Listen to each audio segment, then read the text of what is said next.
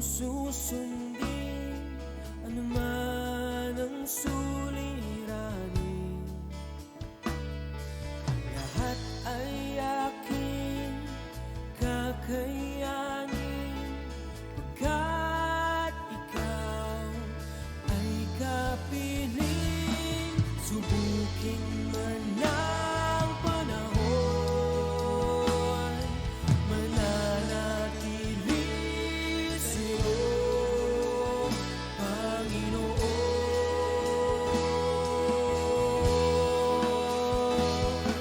Walang alinlangang maglilingkod, walang pangambang sa'yo ay susunod. Hindi susuko at hindi linto, patuloy lamang sa iyo. Walang alinlangang maglilingkod, walang pangamba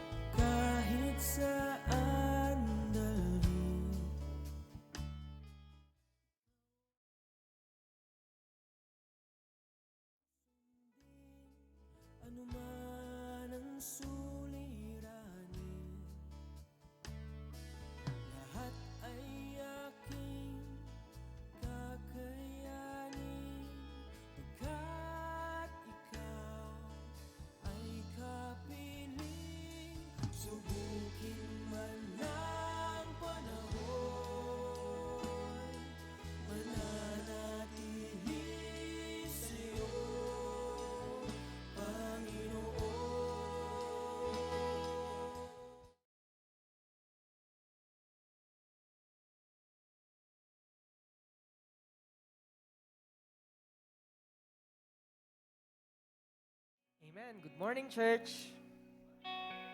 Yan. So, ini-invite ko po ang bawat isa. Tayo po'y tumayo sa presensya ng ating Panginoon.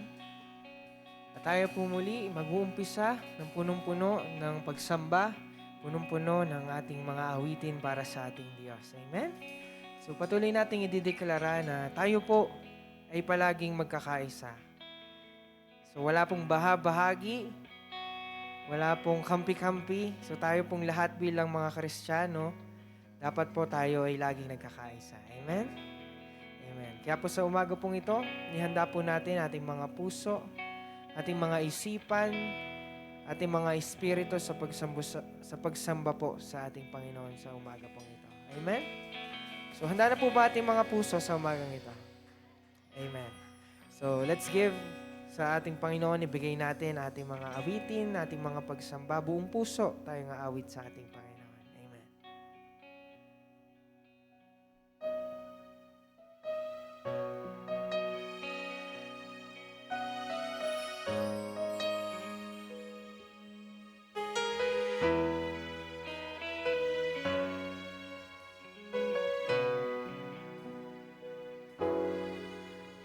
Nagsusumamo, nagpapakumbaba, O Diyos, kami patawarin sa aming sala, sa pagkabahabahagi, sa pagkakampi-kampi, sa kawalan ng pag-ibig sa isa't isa. Muli pa uwitin natin. Nagsusumamo, nagpapakumbaba, O Diyos, kami patawarin sa aming sala, sa pagkabahabahagi, sa pagkakampi-kampi, sa kawalan ng pag-ibig sa isa't isa. Pag-isahin mo ang laman ng aming puso, pag-isahin mo ang laman ng aming isipan. Bigkisin ang iyong pag-ibig, bigkisin ang iyong pagmamahal, Jesus, maghari ka sa aming buhay.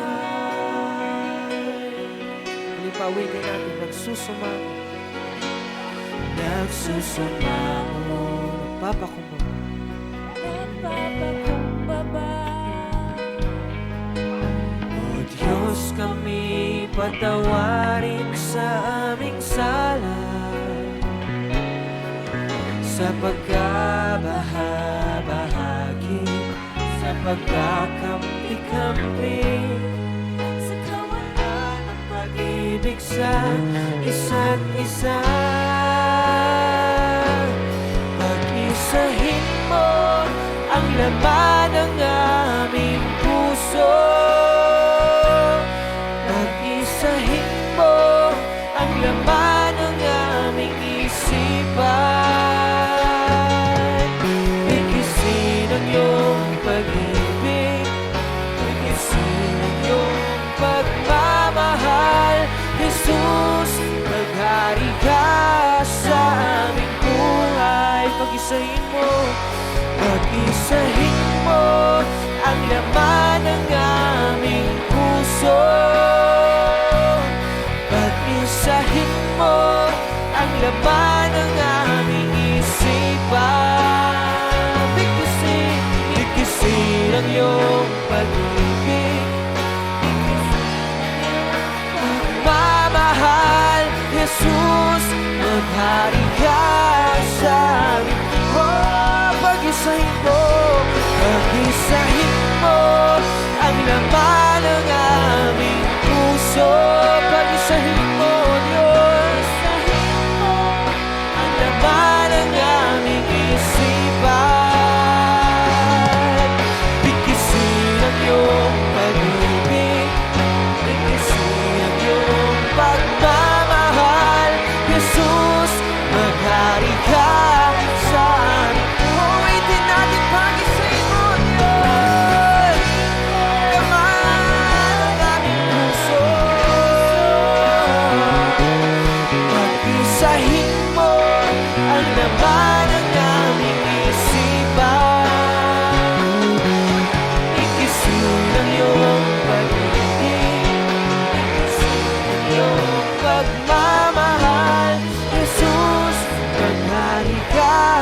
sa aming buhay. Muli pa awitin natin tong awitin na ito. Ito po yung maging panalangin nating mga puso. Bilang po isang pamilya sa simbahan pong ito, ito pong naisin natin. Magkaisa tayo. Na nagpupuri, sumasamba, naglilingkod para sa ating Panginoon.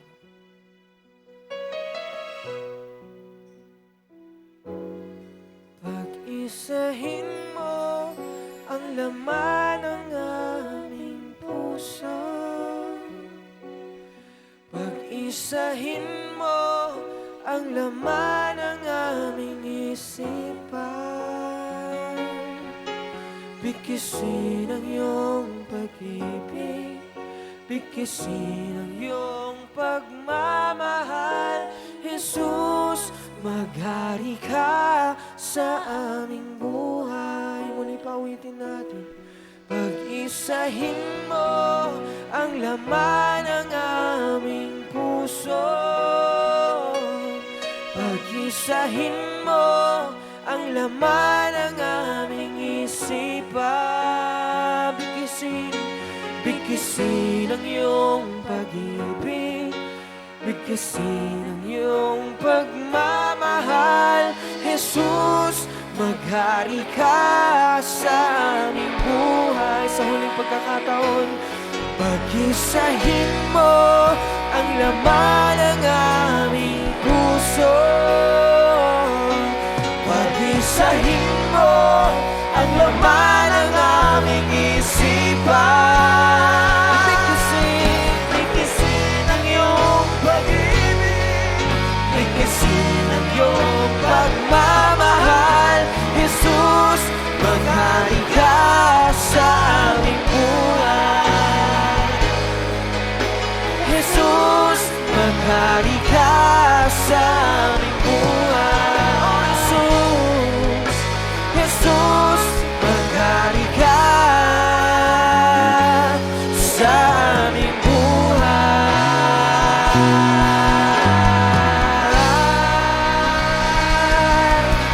Oh, maghari ka, Panginoon. Pag-isahin mo ang aming mga puso, Diyos. Salamat, salamat, Panginoon.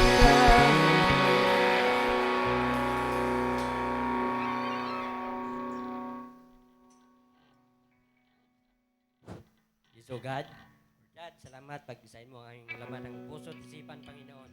Ama naming Diyos na makapangyarihan, salamat, O God, sa umagang ito, Panginoon, na muli kami narito, O God, na dinala mo ang aming mga panyapak upang ikay aming mapapurihan at mapasalamatan, O God. Thank you, Lord God, sa buhay na iyong pinagkakatiwala sa amin, na ito'y aming magamit, Panginoon, na nagpupuri at nagpapasalamat at naglilingkod sa iyo, O God. Lord, salamat, Lord God, sa mga oras na ito, Panginoon. Katunay ngang pinagkaisa mo ang aming mga espiritu upang ikay aming mapapurihan at mapasalamatan, Lord God. Lord, kami po'y narito, God, humingi ng kapatawaran sa aming mga nagawang kasalanan, Panginoon. Kami po'y nagpapalinis sa iyo upang ang aming mga puso ay handang tumanggap ng iyong mga salita, Panginoon. At ito'y matanim, maunga, Panginoon, ng sagana.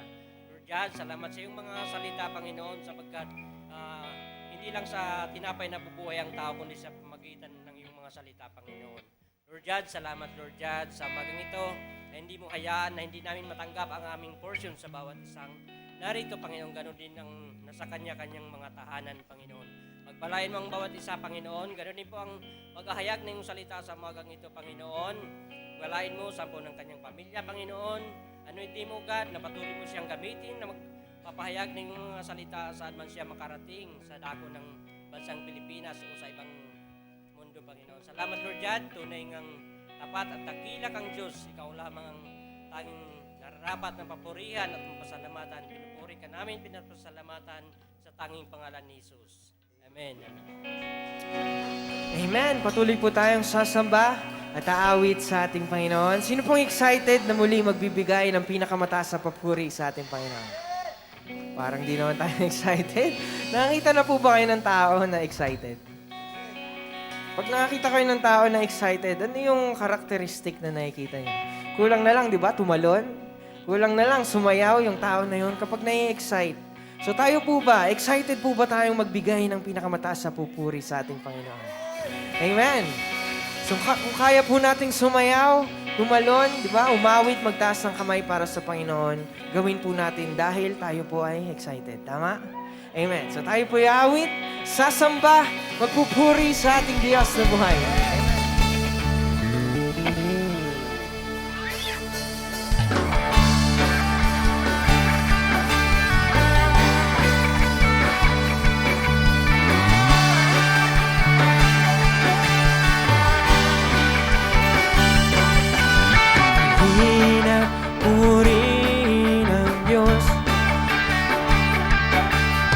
Balat niya sa atin lubos-lubos, kapangyarihan siya sa atin nagmamahal. Halina, siya ay pasalamatan. Halina, halina, purihin ang Diyos. Balat niya sa atin lubos-lubos, pangyarihan siya sa atin nagmamahal. Siya ay pasalamatan. Dakilang Diyos, dakilang Diyos at Panginoon, hari ka sa lahat ng panahon. Ang ngalan mo luwalhati, ikaw lamang ang sasamba.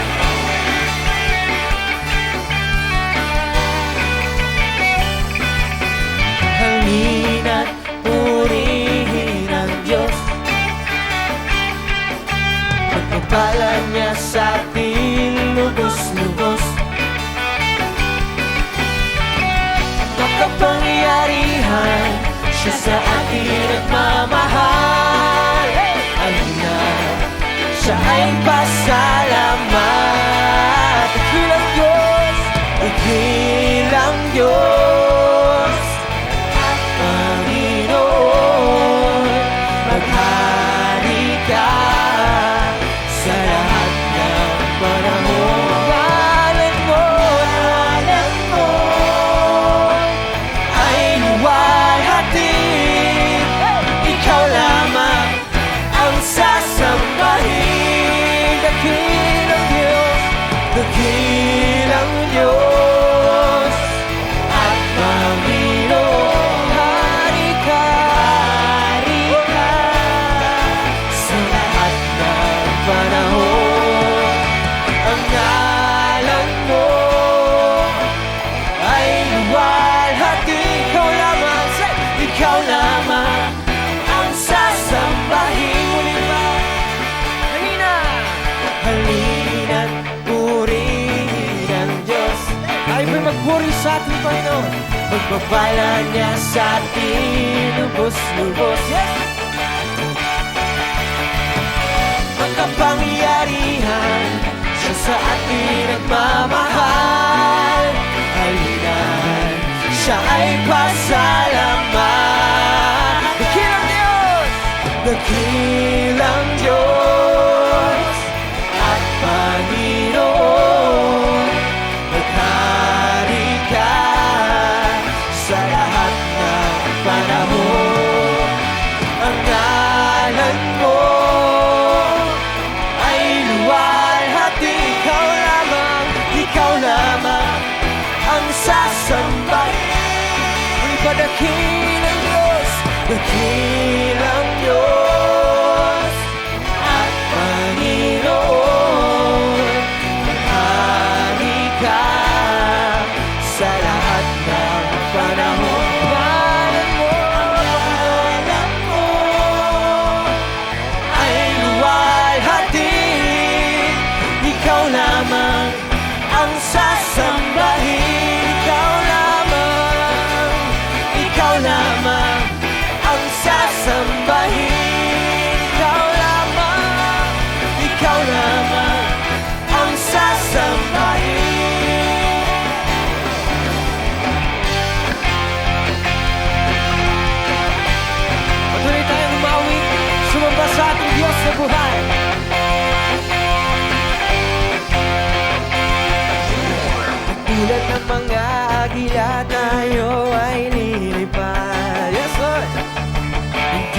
magbabago at ating mga pakpak. Tayo'y magdadala ng buhay at sigla sa mga anak ng Diyos na nanghihina. Halika na! Say! Halika na, humayo na, bahay ay nagtagumpay na. Halika na at magdala ng kalakasan sa presensya niya. Tulad ng mga agila. Tulad ng mga agila tayo ay Tayo ay lilipad. di mababago ang ating mga pakpak. Tayo'y magdadala ng buhay at sigla sa mga anak ng Diyos na nanghihina. Halika na, humayo na, bahay ay nagtagumpay na. Halika na at magdala ng kalakasan sa presensya niya. Ito ang panahon. Ito ang panahon, di na uso ang mag-backslide. Yes, Lord! Ito ang panahon ng pagbabalik loob sa Kanya. Sama-sama na pagkapoy sa ngalan niya. Ang gawa ng Diablo ay lulubukin na. Halika na! Humayo na! Bahay ay nagtagumpay na. Halika na at magdala ng kalakasan sa presensya niya. Muli pa sabihin mo sa katabi mo. Ito ang panahon. Ito ang panahon, di na uso ang mag-backslide. Ito ang panahon ng pagbabalik loob sa Kanya. Sama-sama na sa ngalan niya. Ang gawa ng Diablo ay tutupin niya. Muli pa, halika na! Halika na! Humayo na! Bahay ay nagtagumpay na. Halika na at magdala ng kalakasan sa presensya niya. Halika na! Halika na! Yes! Humayo na! Bahay ay nagtagumpay na. Halika na at magdala ng kalakasan sa presensya niya. Sumigaw! Sumigaw! Sa galak ng lahat ng nilalang. Purihin ang Diyos na may kagalakan. Tayo lahat ay sisigaw. Sumigaw! Sa galak ng lahat ng nilalang. Purihin ang Diyos na may kagalakan. Wagas ang magpuri. Wagas na papuri sa Kanya ay ibigay. Purihin siya, awitan siya, luwalhatiin siya. Wagas na papuri.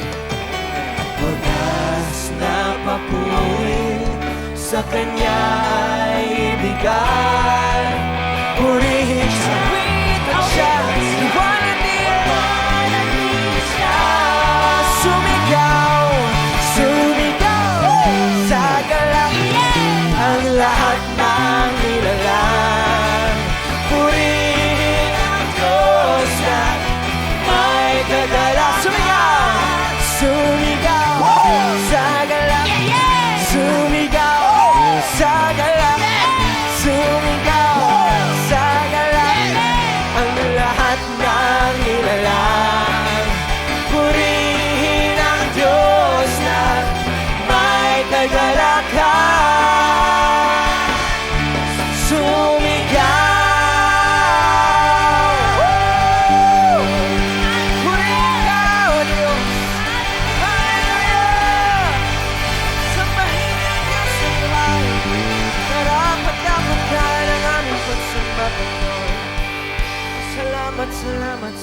salamat sa iyong presensya, O Diyos. O salamat, O Diyos. Patuloy nating sambahin ang ating Diyos sa umaga nito. Tuloy nga, sama-sama tayong sasamba. Bibigay na ating mga awit, ating mga papuri sa ating Diyos. Yes, Lord. Oh, yes, Lord. Thank you, Jesus.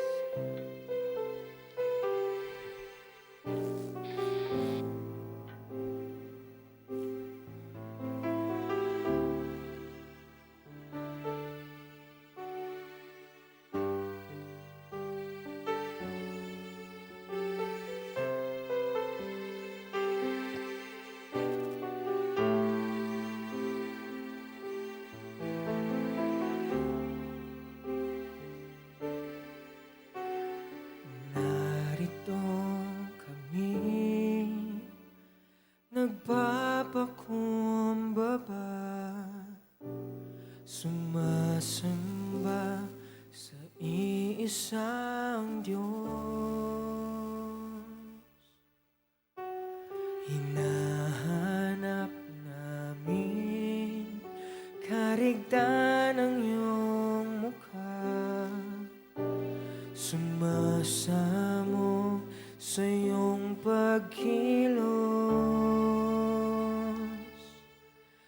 at sa himig nain tanging dalangin,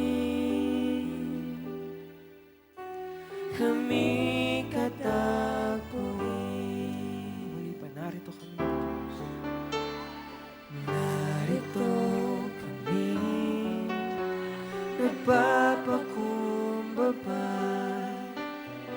sumasamba sa iisang Diyos. Hinahanap namin karigtan ng iyong mukha, sumasamo sa iyong pagkilos, at sa himig nain tanging dalangin, kami katagpuin. Iparanas mo sa amin ang iyong kapangyarihan. Sabihin mo sa ating Panginoon. Ipamalas mo sa amin ang iyong kalwalhatian, hanggang ang aming kaluluwa'y mapuspos ng lubusan, at sa aming kalagitnaan bumaba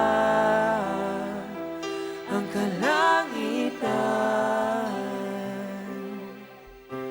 Dakila ang iyong ngalan. Muli pa, narito kami, Diyos. Narito kami, nagpapakumbaba, sumasamba sa iisang Diyos. Hinahanap namin, hinahanap namin karigtan ang iyong mukha, sumasamo sa iyong pagkilos, at sa himig natin tanging dalangin, kami katagpuin. Iparanas mo, iparanas mo sa amin ang iyong kapangyarihan. Ipamalas mo sa amin ang iyong kalwalhatian, hanggang ang aming kaluluwa'y mapuspos ng lubusan, at sa aming kalagitnaan bumaba ang kalangitan. Dakila ang iyong ngalan, dakila ang iyong ngalan. Iparanas mo, Diyos,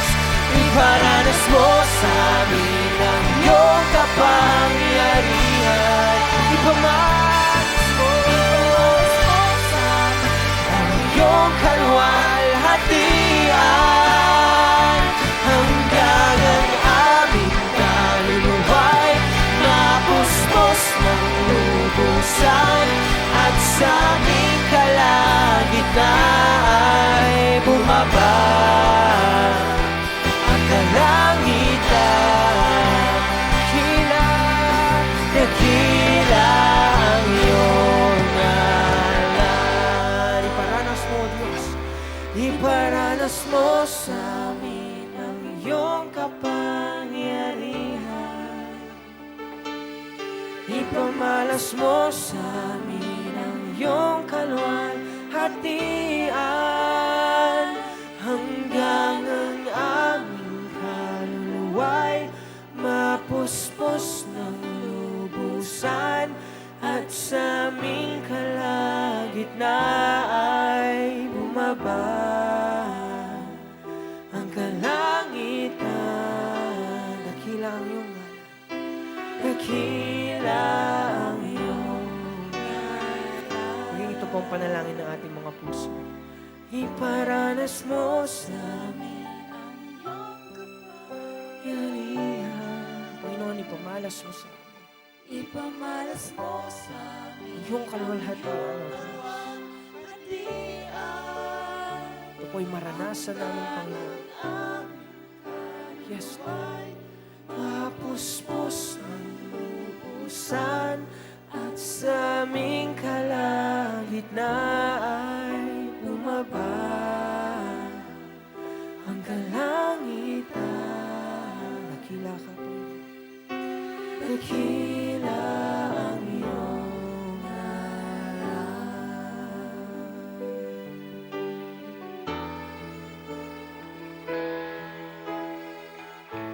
Mayroon lamang akong sanlibong buhay, hindi pagkakait lahat sa'yo ibibigay.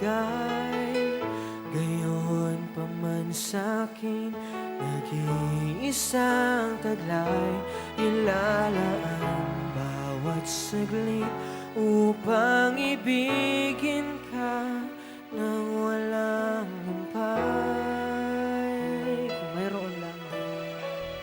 Kung mayroon lamang akong sanlibong buhay, hindi pagkakait lahat sa'yo ibibigay.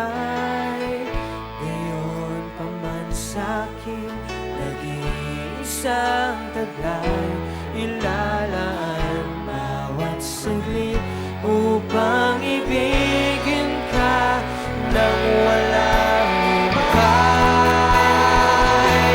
Kaya ng dagat na hindi napapagod sa pag-alon, puso ko ay sa'yo nagmamahal.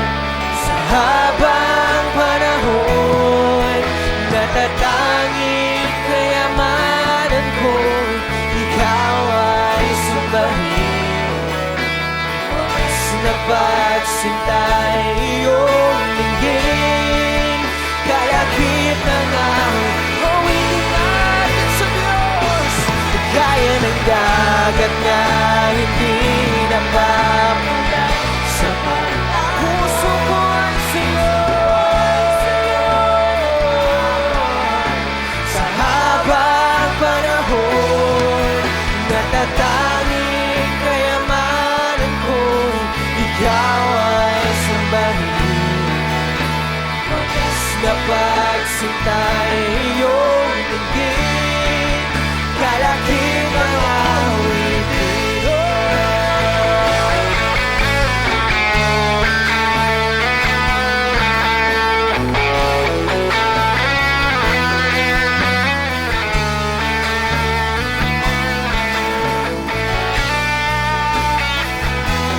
Kaya ng dagat na hindi napapala sa pag-alon, puso ko ay sa'yo nagmamahal.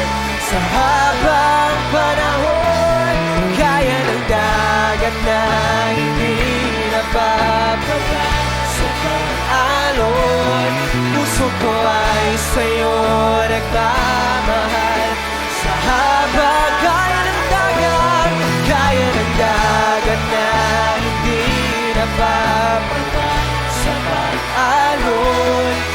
puso ko ay sa'yo nagmamahal sa habang panahon. Natatanging kayamanan ko'y ikaw ay sambahin. Wagas na pagsintay iyong tingin, kalakip ng awitin. Wagas na pagsintay iyong tingin, kalakip ng awitin. Wagas na pagsintay iyong tingin, kalakip ng awitin.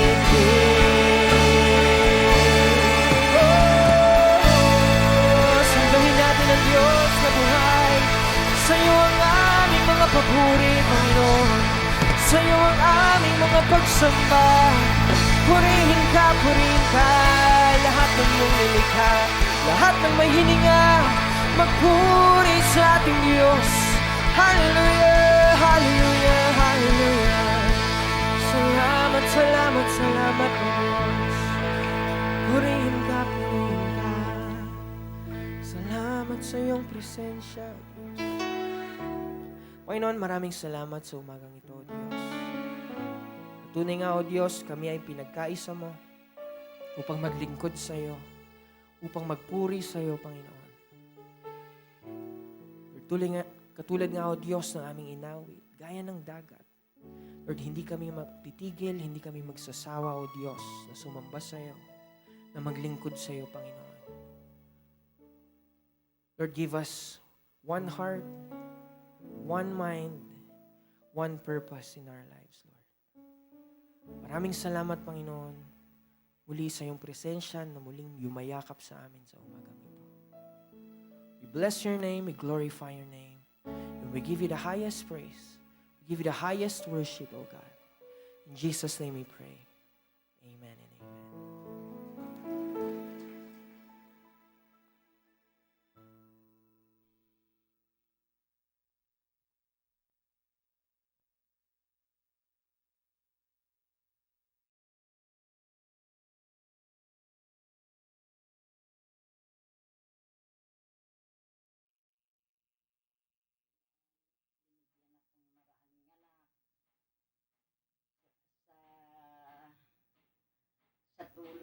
sa tulong niya, sa tulong niya na nakapag-aral sila, kaya ngayon sa tulong ng Lord, silang lahat maganda naman ang kanilang kalagayan. Kaya ako naman, ang alam ko, ang pasalamat ko sa Lord, yun nga, binibigyan akong lakas, binibigyan ako ng katugunan sa pangangailangan namin, binibigay ng Lord.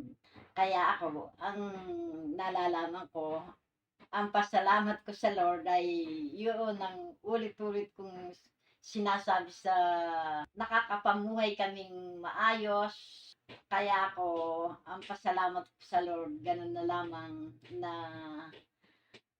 walang hanggan ang kanyang pagmamahal, ang kanyang tulong na ginagamit namin ngayon. Thank you, Lord. I love you. I praise you. I glorify you, Lord. Masarap ang na kay Lord ka. Walang hanggang pagmamahal ang malalaman mo. At yun nga, sa tulong ng Lord, okay naman kami. Maraming salamat po. Good morning po sa bawat isa. Ako nga po pala si Nika. Nagpapasalamat po kay Lord dahil sa binibigay niyang blessing sa araw-araw naming pangangailangan. Lalo na sa school ko, sa academics ko. Tunay nga na napakabuti ng ating Diyos dahil ipinakita niya sa grades ko na hindi niya ako pinababayaan, andun pa din yung love niya, yung guidance niya, and yung knowledge na binibigay niya sa akin araw-araw, lalo na po nung exam, hirap na hirap po ako, pero andun pa din po yung heart ko na kasama ko si Lord ang magbibigay sa akin ng tamang sagot sa mga exam ko. And then ano po, thank you din po kay Lord kasi ah, nag-birthday po ako nitong November 10. Ayun po, thank you din po. Thank you po kasi 19 years na po ako. 19 years old na po ako and 19 years ko na po kilala si Lord sa buong buhay ko. And thank you din po kasi hindi naman po ako mapupunta sa tech room kung hindi po to willing ni Lord. Ayun po, thank you po kay Lord.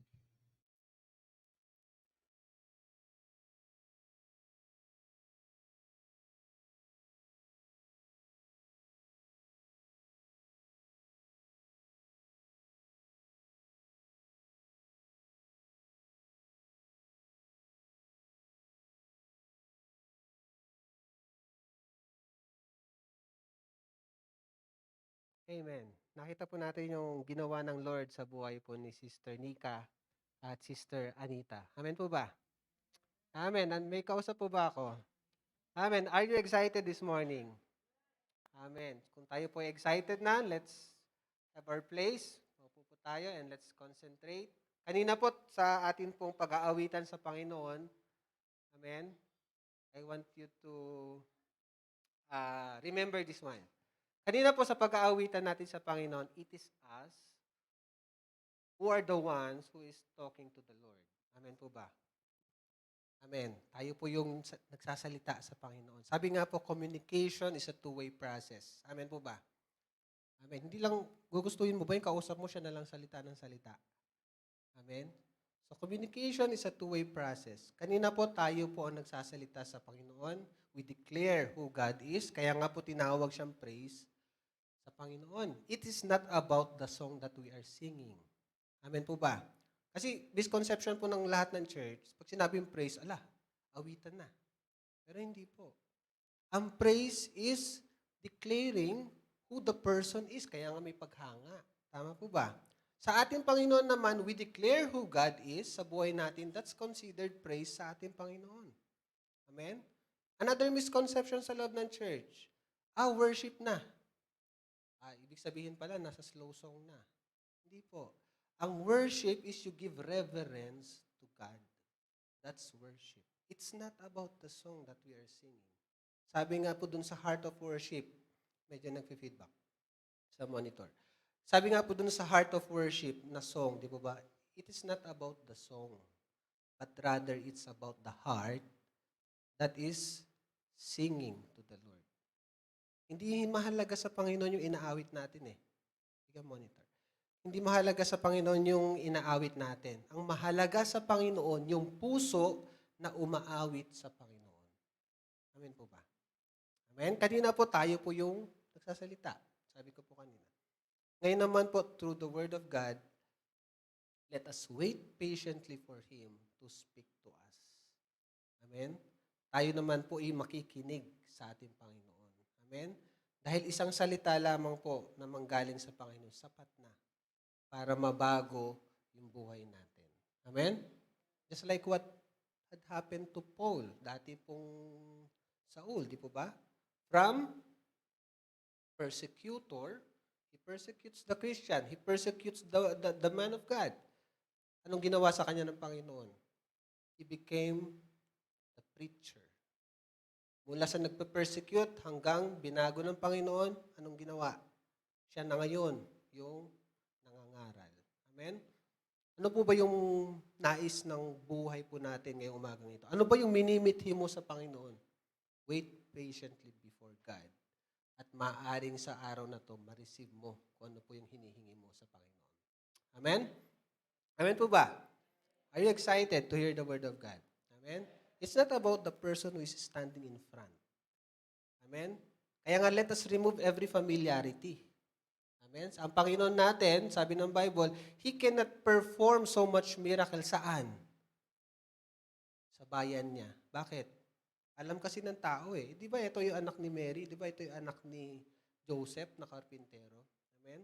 Kaya lahat po ng tumatayo dito, as long as the Word of God is being preached, that's the Word of God. Regardless the person. Amen?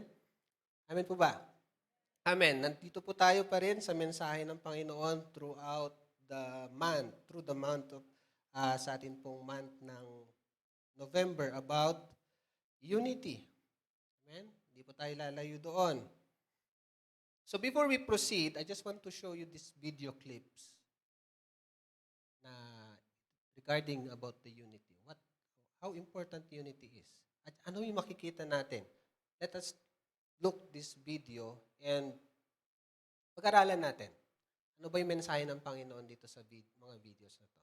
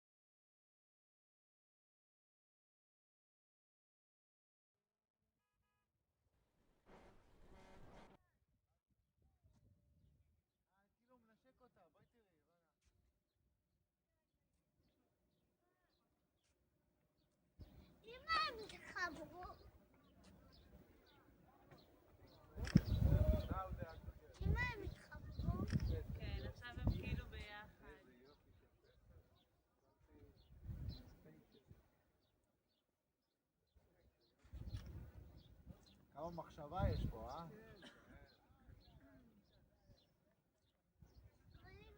תראה, תסתכל גיא, עכשיו אתה רואה? הם נהיו אחד. עכשיו הם עוד פעם, אתה תראה שהם מופרדים. יפה. אוקיי.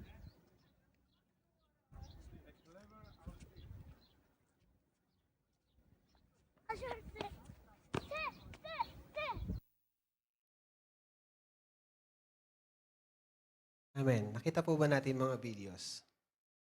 Amen. So, meron pong nais ipahiwatig sa atin ng Panginoon ngayong umagang ito about the unity. Amen? Handa na po ba tayo? Amen. Kaya po tinanong ko po ang bawat isa kanina sa atin, are we expecting something from God this morning? Kasi kung wala po tayo expectation, we better go home. Amen? Bakit? Kasi ma-forfeit ang purpose. Lahat po tayo throughout the week, we are empty, we are weak, we are exhausted. Kaya kakapupunta ng church, anong motivation mo? What is your motivation? Para lang masabing nagsimba? Hindi po. We are going to church, we are meeting our brethren because we want to be strengthened. Nais po nating lumakas. Amen? Yung sarili natin na weak throughout the week, mahina throughout the week, kailangan ma-recharge. Amen? Lalo na kung nasa kapitbahay mo, minsan mga kasambahay mo, yung mga kasama mo sa bahay, they're also weak. Sino magre-recharge sa'yo? Kaya nga, we are always coming to the presence of God in order for us to be recharged. Amen? Aside from our personal devotion sa ating Panginoon, nagpupunta po tayo sa gawain. Dahil sabi po ng banal na kasulatan, forget not the assemblies of the saints. Amen? Ang pag-usapan po natin ngayong umagang ito is about unity. Pero pinamagatan ko po itong united worship that results to the tremendous presence of God and may result to great things that will happen. United worship, tremendous presence, great things happen. Amen? Sabi po ng banal na kasulatan, where 2 or 3 gathered in His name, sabi ng Panginoon, I am in the midst of them. It's a fact. Amen? Totoo po yun. Pero more than the presence of God, we want Him to move. Amen? Ano po ibig sabihin? Halimbawa, sa isang tahanan, present nga ang tatay. Kung hindi naman siya nagsasalita, hindi naman siya nakilos, hindi naman siya nagpaparamdam, what for na nandun ang tatay? Amen po ba? Amen po ba? Same holds true with the presence of God. Nandyan nga ang presence ng Panginoon. Sabi ng Panginoon, I am in the midst. Pero kung hindi naman siya kikilos, what will happen to us? Amen? Kaya nga po, beyond or more than the presence of God, we want Him to move in our midst. We want the tangible presence of God. Ano ibig sabihin ng tangible? Nakikita, nararanasan, nararamdaman. Yun ang inaasahan po natin. Amen? Tingnan po natin. United worship, tremendous presence, great things will happen. Kaya nga po sabi ko kanina, ano expectation mo? Ano expectation mo? Marami nga po nagsasabi, gusto ng pagbabago. We want change, sabi nila. Pero nakita ko po, actually yung mga videos po yun, nakita ko lang sa Facebook habang nagbabrowse ako eh. Meron din po nung nag-scan ako ng Facebook, may nag-pop up sa screen ko about change. Sabi nung nagsasalita, although cartoon siya, drawing, sabi nung nagsasalita, who wants change? Taas lahat ng kamay ng mga nakikinig. Pero pinalitan yung tanong, who wants to be changed? Or who wants to be involved in change? Wala nang nagtaas ng kamay. Bakit? What's the reason? Maraming tao, gusto namin pagbabago, gusto namin ang leader na ganito. Pero tanungin mo, ikaw ba, payag ka bang mabago?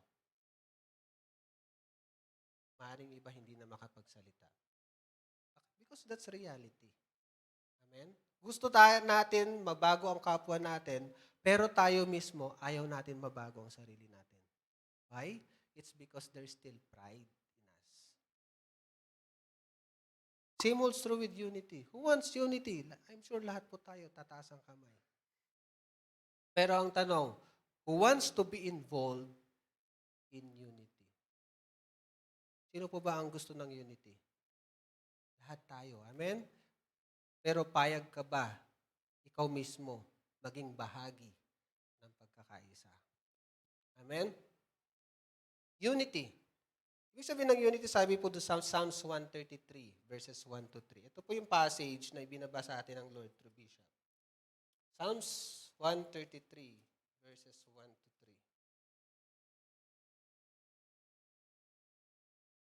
3. Ito pong 3 verses na to, dito lang po tayo iikot. Sabi po dito, behold how good and how pleasant it is for brethren. Kapwa mo, brethren mo. Brother mo, sister mo. Amen? For brethren to dwell together in unity. Ano daw ba yan? Verse 2. Ito yon, verse 2. Inihalim tulad yung mga brethren na nagkakaisa dun sa verse 2 at verse 3. Ang sabi sa verse 2, it is like the precious oil upon the head, running down on the beard, sabihin from top, pababa, the beard of Aaron, running down on the edge of his garments. Verse 3, inahalin tulad ulit yung brethren na nagkakaisa sa verse 3. It is like the dew of Hermon descending upon the mountains of Zion. Remember, ang ilog po, di po ba, saan ba nanggagaling mga tubig na yan? Always remember, pag may bundok, sigurado yan sa paanan yan, may sapa, may ilog. Bakit? Lahat ng naiipon sa mga dahon-dahon, hamog, pagka nasama-sama yan, it will be a great river. Amen po ba? Amen. Same holds true po sa atin, sinasabi ng Panginoon. Pag nagkakaisa, kung anong meron ka, pagsamahin natin, it will be a great impact to the community. Amen? Kaya nga po, ang unity is a complementary. Complements po dapat ang bawat isa. Amen po ba? Kailangan, yung kalakasan mo, maaring kahinaan ko, yung kalakasan ko, maaring kahinaan mo, pero pag nagsama tayo, mas maganda ang magiging resulta. Amen? Balikan po natin. It is like the dew of Hermon descending upon the mountains of Zion, for there, ito po yung result ng unity. Marami pong tao gusto ang result, pero they do not want the process. Amen? Gusto kong yumaman. Ang tanong, are you striving to become rich? May ginagawa ka ba para yumaman? People only wants dun sa outcome. Ayaw po dun sa process na dapat gawin. Do you get me? Intindihan niyo po ba ibig ko sabihin? Kaya nga po sabi dito, ito yung result. For there the Lord commanded the blessing. In every unity na ginagawa ng brethren, merong, sabi doon, blessing. For there the Lord commands the blessing. He will command the blessing, life, forevermore. Remember, blessing doesn't only pertains to material things. One aspect lang yan, material. Sasabihin, Pastor, ba't hindi ko naman nararanasan? Yung buhay mo na lang, pagpapalan na galing sa Panginoon. Amen po ba? Amen po ba? Amen? Yung hininga na lang natin, pagpapala na sa Panginoon yan.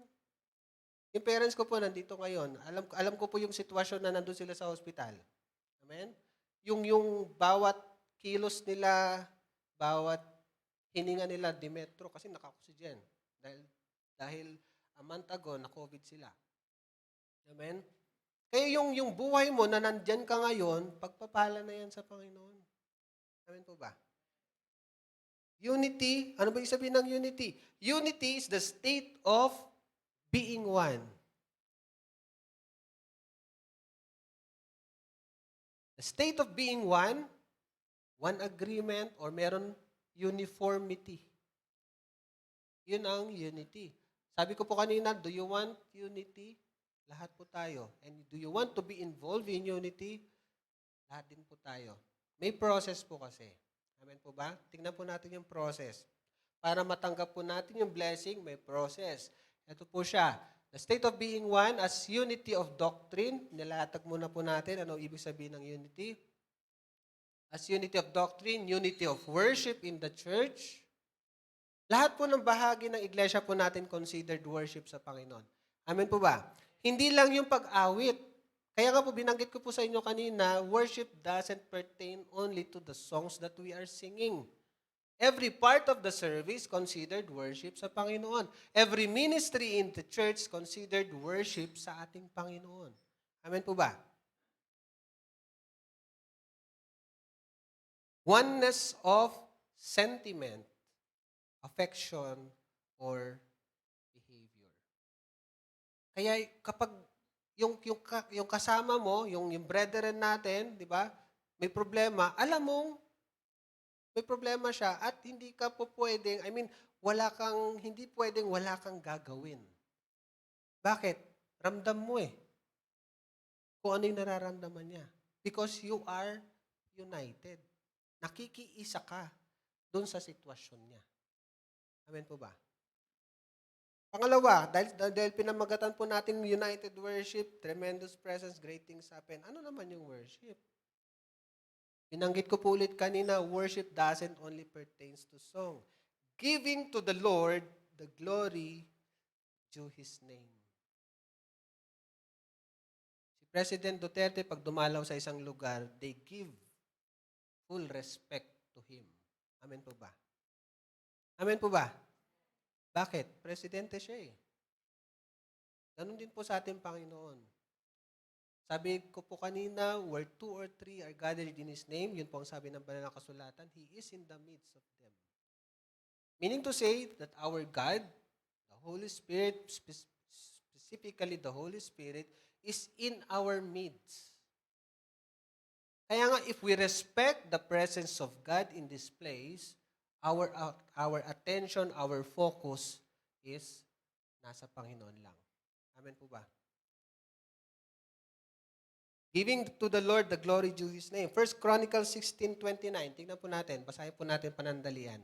1 Chronicles 16:29.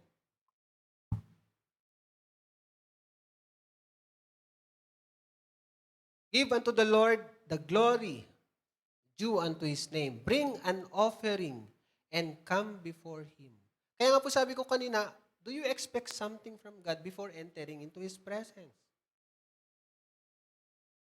Or dahil pumunta ka sa simbahan o pumunta ka sa presence ng Lord out of obligation?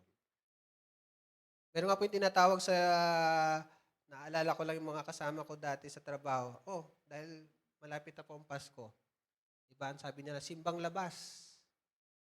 Basta lang ma-attend. Basta lang umattend ng, ang tawag doon sa madaling araw? Simbang gabi. O, kamusta yung simbang gabi? Ano, punong-punong tao. Saan ka nakaupo? Ano, sa labas. Narinig mo ba yung sinasabi nung nagsasalita? Hindi. Maraming tao eh. Diba? Just to appease their mind. Para lang masabi na nagsimba. Pero sabi po dito, bring an offering. Ano sabi po sa Psalms 100 verse 5? Tingnan pa natin. Psalms 100 verse 5.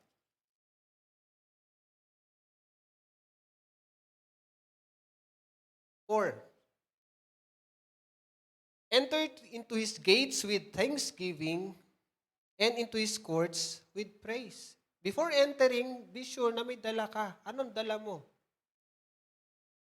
Ngayong umagang ito mga kapatid, ano po yung dala-dala natin sa harapan ng Panginoon? Aside from yung sarili natin. Aside from yung ikapot handog natin sa Panginoon. What do you expect before God? Ito pong worship, giving unto the Lord the glory due His name. It's a simple phrase, a simple sentence, and yet it's hard to accomplish. Mahirap gawin. Bakit? It takes humility. Kasi tatanggalan talaga tayo ng Panginoon ng pride natin. You will choose, we will choose. O gawain sa Panginoon or other things. Yung service mo sa Lord or ibang bagay.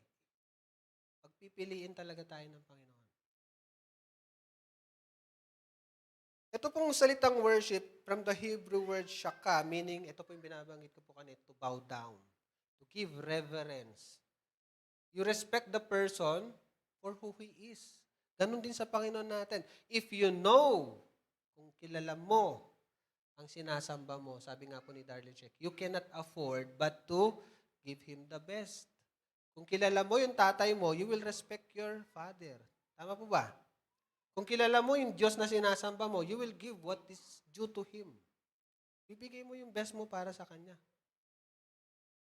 Kaya nga, we are not only attending to the church because we ought to do or we are obliged to do, but rather we are attending, we are coming to church because basically, we love Him.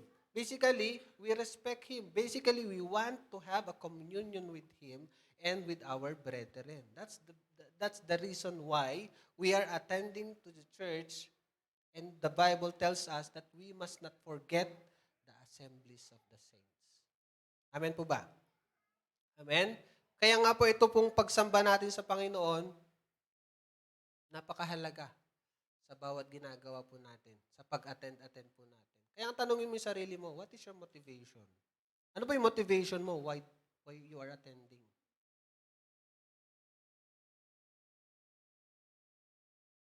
Remember, yung naituro ko po dati dito rin sa taas.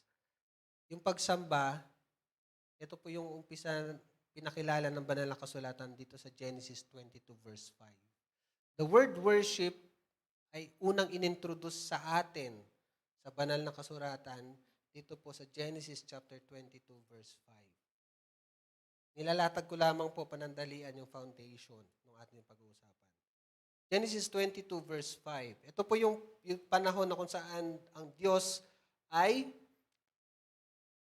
kinumand niya si Abraham to offer Isaac. Lord, pagkahintay-hintay ko ng matagal, ngayon babawiin mo.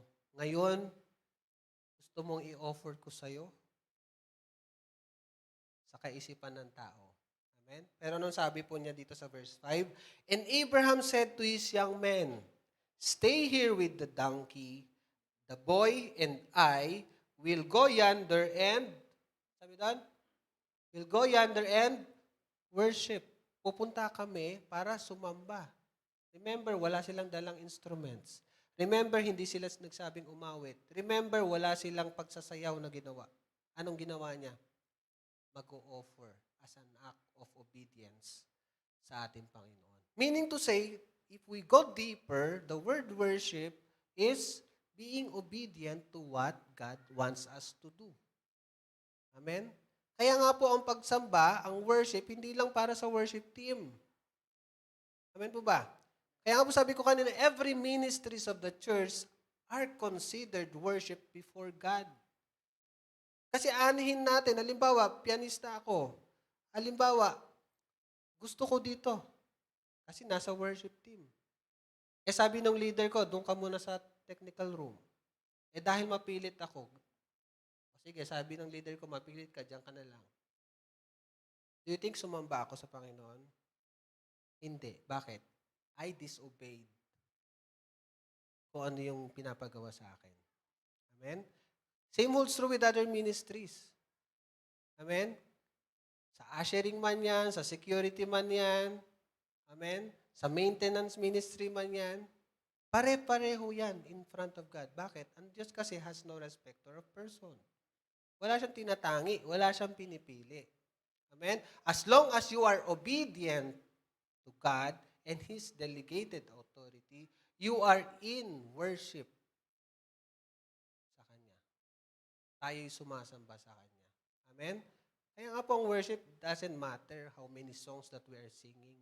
Although we have lineups, lagi po sinasabi sa worship team, prepare lineup, pero as long as the Lord leads you into other way, go to that way. Kahit old song man yan. Sa Panginoon, wala namang old song tsaka new song. Ang gusto ng Panginoon, yung puso mo lagi sa Kanya. Amen? Amen po ba? Amen. Genesis 22 verse 5, it is where the Lord introduced first itong salitang worship. Ngayon po, himay-himayin po natin yung Psalms 133.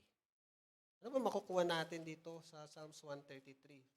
Few verses.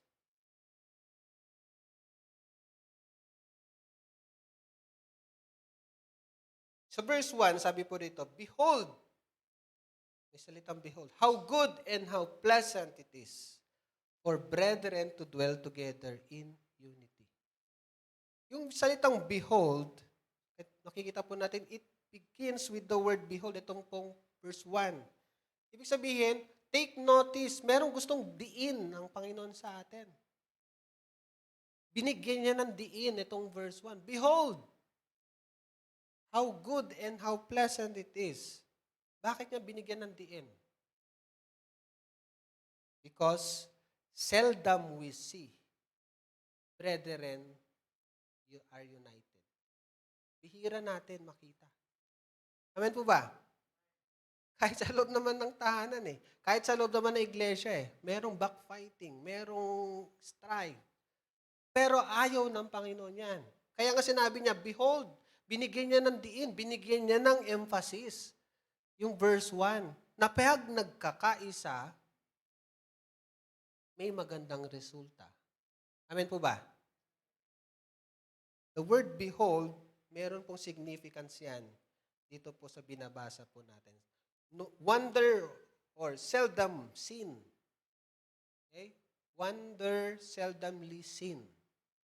It may be seen, makikita naman, dahil characteristic yan ng real saints. Tayo, if you are genuinely in love with Christ, we can love the unlovable. Amen po ba? Pero take note mga kapatid, we do not have to compromise. Dahil nga, mapagmahal ako, okay na, konsentihin ko na yung ginagawa niya mali. Hindi po yan ang ibig sabihin. Amen? We love the person, but we do not love the things that he is doing. Yun po ang ibig sabihin. Amen? It may be seen because it is a characteristic of a real saint. Lahat po na nagmamahal sa Panginoon, yan po yung characteristic. Bakit? Na-inherit natin sa Panginoon yan eh. Tama po ba? If you are in Christ, sabi ng Banal na Kasulatan, 2 Corinthians 5:17, if we are in Christ, diba? The old nature has gone and the new nature has come. The nature of the Lord Jesus Christ ay sumaatin. Dahil po kung di natin mahalin yung kapwa natin, pareho-pareho po tayong pupunta sa impyerno. Bakit po? Dapat hindi rin tayo minahal ng ating Panginoong Hesus. Diba? The only way to heaven is the Lord Jesus Christ. No other way. Even this church cannot save us. Even the born-again Christian cannot save us. Wala pong makapagligtas. Kaya nga, we don't have to judge other person, other sect. Diba? Kasi, between life and death, maaring humingi siya ng tawad sa Panginoon and he accepted Christ. Who knows? Kahit anong religion pa niya. Amen po ba? Because religion cannot save a person. Behold, ito pong salitang behold is also for admiration, para may gayahin tayo. Same po dito sa John, sa book of John, chapter 1, verse 29. Tignan po natin. John chapter 1, verse 29. Makikita po ulit natin yung salitang behold. Ito. The next day, John saw Jesus coming toward him, and he said, behold, mayroong diin, may emphasis. Bakit? Si Jesus Christ yun eh. Amen? Si Kristo yun eh. Parang sasabihin natin sa panahon natin, oh, yung president nandyan. O yung prominenteng tao, oh, nandyan si ganito. Para manotice. So, ganun din po sa Psalms 133. Sa ng pagkakaisa, merong emphasis.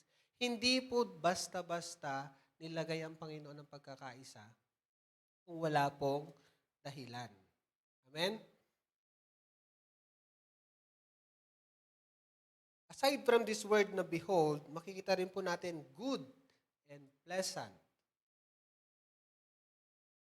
How good and pleasant.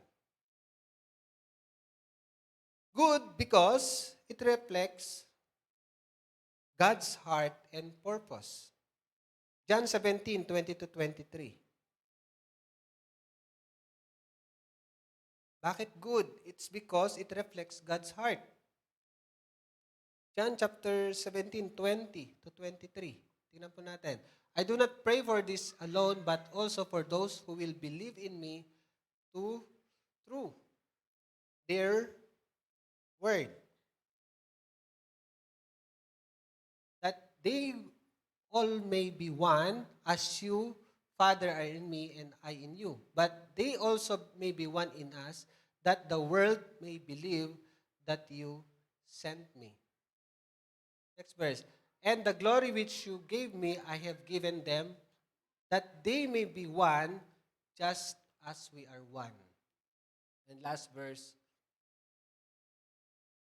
I in them and you in me, that they may be made perfect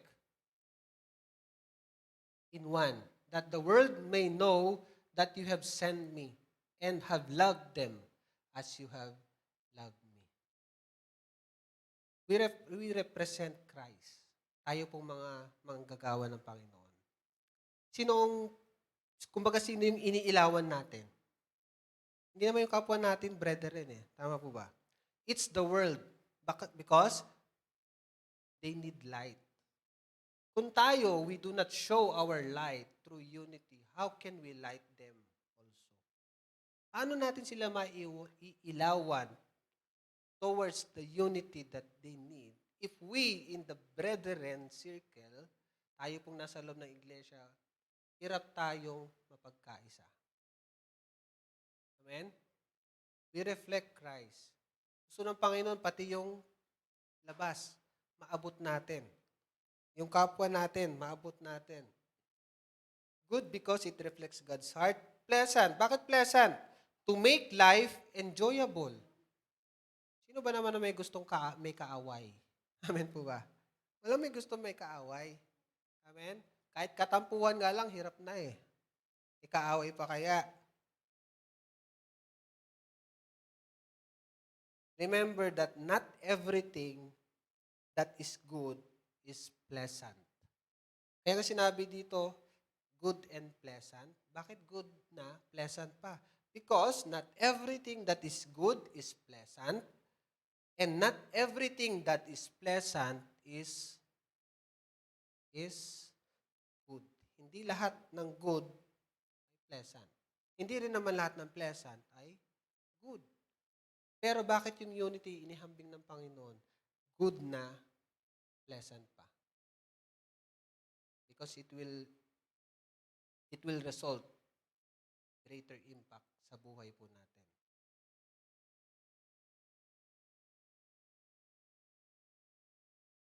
Unity is a simple word, but hard to do. Amen? Yung unity, napakaliit na salita. Ilang letra lang, pero it's hard to do. Bakit po? Because we have individual differences. We have individual preferences. Di po ba? Meron din po tayong mga individual pride. Lalo na po ngayon, parating ang eleksyon. We pray na magkakaiba man tayo ng leader na itatalaga, we do not fight each other. Marami po ngayon nagkakasiraan. Bakit? Umaabot na sa personalan. Pati yung gusto niyang ibotong presidente niya, iba dito. Hanggang sa magbanggaan na. Amen? Pero hindi po natin kailangan gawin yon. Amen po ba? If we want His presence, we need to have unity. Gusto po ba natin yung presence na ang Panginoon sa atin maging tangible? Amen? Na habang nandito tayo sa loob ng iglesia, habang nag-meditate tayo, habang umaawit tayo sa Panginoon, ang bawat isa is nakaka-receive ng healing niya. Ang bawat isa is nare-receive yung dinidesire niya sa Panginoon. Who wants that? Amen? Lahat po tayo nais po yun. Amen? Ang sabi po dito sa Acts chapter 2 verse 1 to 4. If we want His presence, we need to have unity. Acts chapter 2, verse 1 to 4.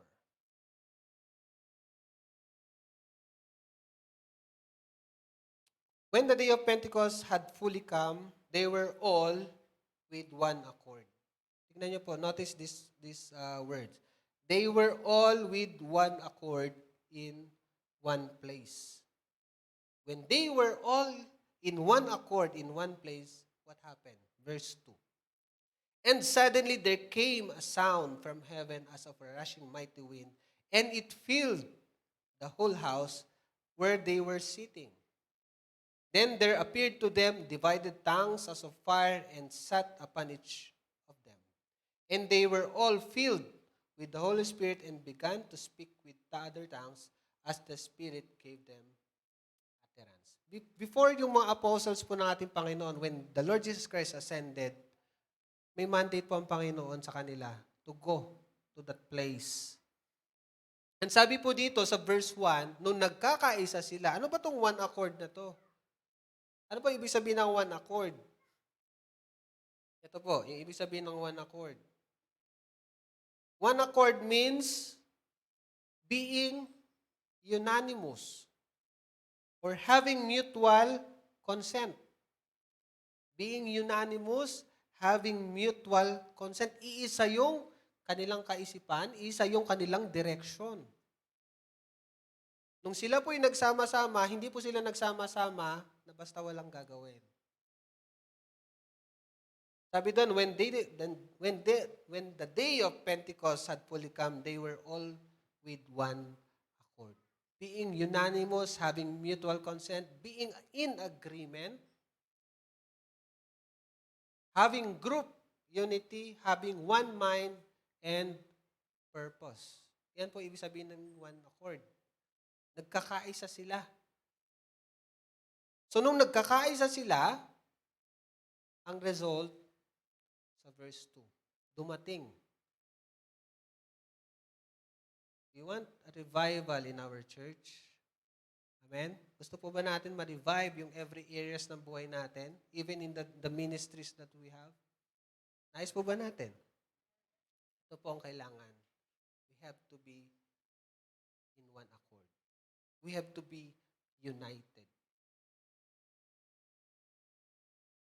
Meron naman po isang passage sa banal na kasulatan na kung saan mali ang pagkakagamit ng pagkakaisa. Saan yan? Dito po sa Genesis chapter 11, verse 6. Tignan po natin. Genesis 11, verse 6. Mali yung purpose ng kanilang pagkakaisa. And the Lord said, ito po yung pag-create ng mga panahon na yun, Tower of Babel, kung naaalala po natin. And the Lord said, indeed, the people are one, and they all have one language. And this is what they begin to do. And now nothing that they purpose to do will be withheld from them. Wala daw pwedeng isipin na hindi magkakatotoo. Ano man yung iniisip nila, because they are united, it will come to pass. Yun ang sinasabi sa verse 6. Kaya nga, mali yung purpose. Kaya nga sa verse 7, the Lord, our God, decided, come, let us go down, and there confuse their language, that they may not understand one another's speech. Ito po yung origin, ba't magkakaiba ang lengguwahe ng mga tao sa mundo. Although they are united, but wrong motive. Mali ang purpose.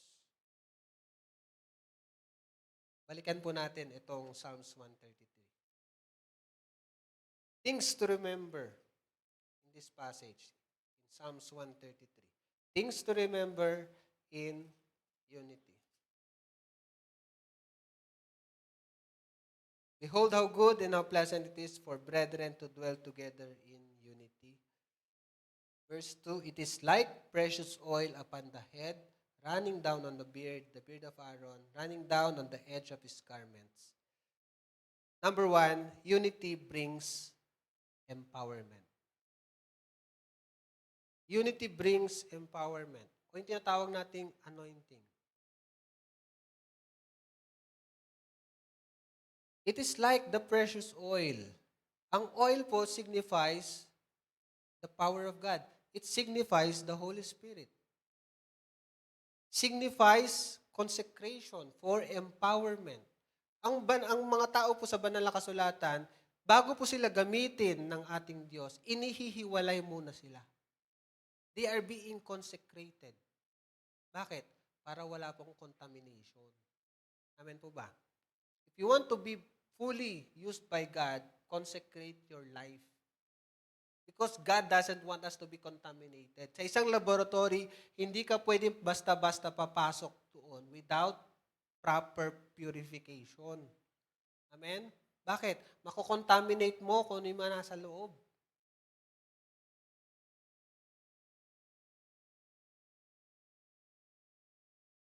Yung ginagawa po natin minsan, bakit nagpo-produce siya ng mga, the things that you do produces good result. Every time na meron kang gagawin, halimbawa sa pagtugtog, di po ba?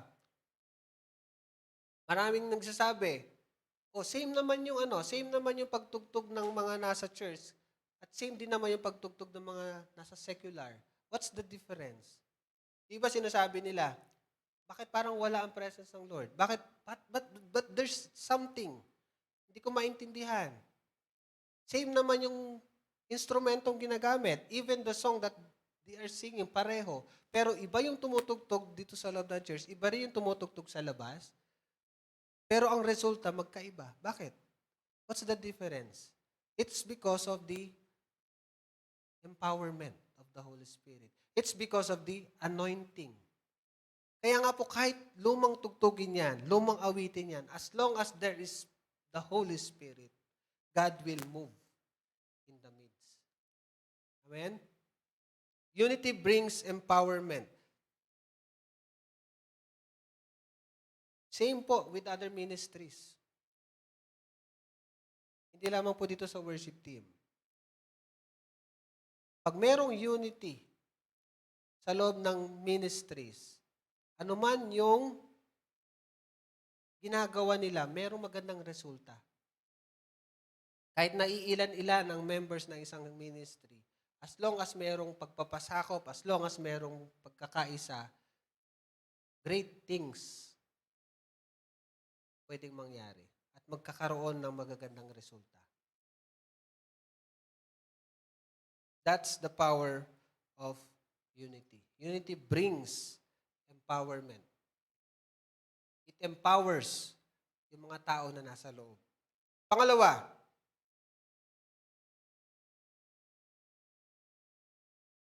sa verse 2 pa rin, obedience brings unity.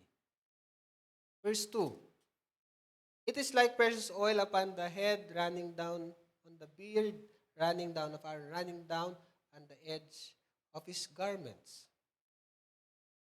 Makikita po natin dito sa verse 2, in unity, there is order. Amen? Merong kaayusan. Kaya nga po sabi ko kanina, we need unity, but that doesn't mean we have to compromise. Sige, okay na lang. Para lang united tayo. Sige, pwede na yan. Hindi po. We doesn't need to compromise. Mali is mali. Amen po ba? Sabi doon, there is an order. Mayroong pagkakaayos-ayos. Kung makikita po natin, from the head, down to the beard, down to the garments. Hindi po from garments to beard to the head. Amen? Ibig sabihin, may instruction galing sa taas, pababa. Even the anointing from taas, pababa. Tayo po, dito sa loob ng iglesia, we are designed by God as a theocracy system. We have a system of theocracy. Ano ibig sabihin ng theocracy? It is God who appoints leaders. Amen? We do not elect our pastor. Tama po ba? Wala nga tayong botohan eh. We do not elect our pastor. We do not elect our leaders. It is God, through His messenger, yan ang nagbababa sa atin. Sino yung mga leaders natin? Sino yung mag-head sa atin? Sino yung pastor natin?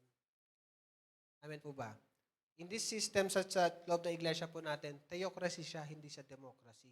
Kasi ang democracy, pag ayaw mo na sa leader mo, anong gagawin? Uwel ka sa labas. Pipetisyonan para maalis ang president. Tama po ba? Diba? Ilang beses na po nangyari sa bansa natin. They do not want the president. Anong gagawin mga tao? Mag-rally sa labas. Sa atin po sa loob ng iglesia, hindi po ganun ang disenyo ng Diyos sa atin. Amen? It is Him who appoints. He is also Him who removes.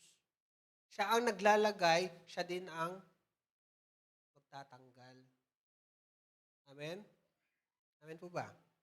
Remember David, nung nagkasala si Saul?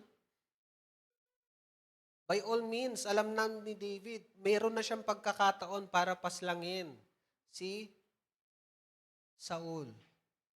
Kasi pinapapatay siya ni Saul eh. E di unahan na lang sana niya. Pero anong sabi ni David? I recognize yung authority na meron siya. I cannot do such things, sabi doon, sa tao na nilagay ng Diyos na hari ko. Amen po ba? Hindi niya ginawa ng masama. Remember si Saul nung pumasok sa cave, andun pala yung armies ni David. Nagtatago sila doon, mag-isa lang ni Saul doon. Kung tutuusin, pwede na nilang patayin, especially David. Pwede niya nang unahan. Pero hindi pa rin ginawa ni David. Because he recognized the authority Saul has sa buhay po ni David. Let us recognize, sino ba yung leader natin? Let us recognize, sino ba yung in-appoint ng Diyos as our leader?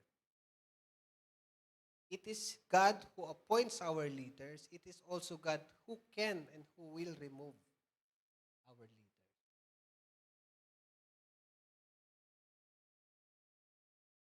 Meron pong ulo, meron din pong katawan. Doon po sa loob ng iglesia natin. Yung sabi ko po kanina, from top to bottom, not bottom, pataas.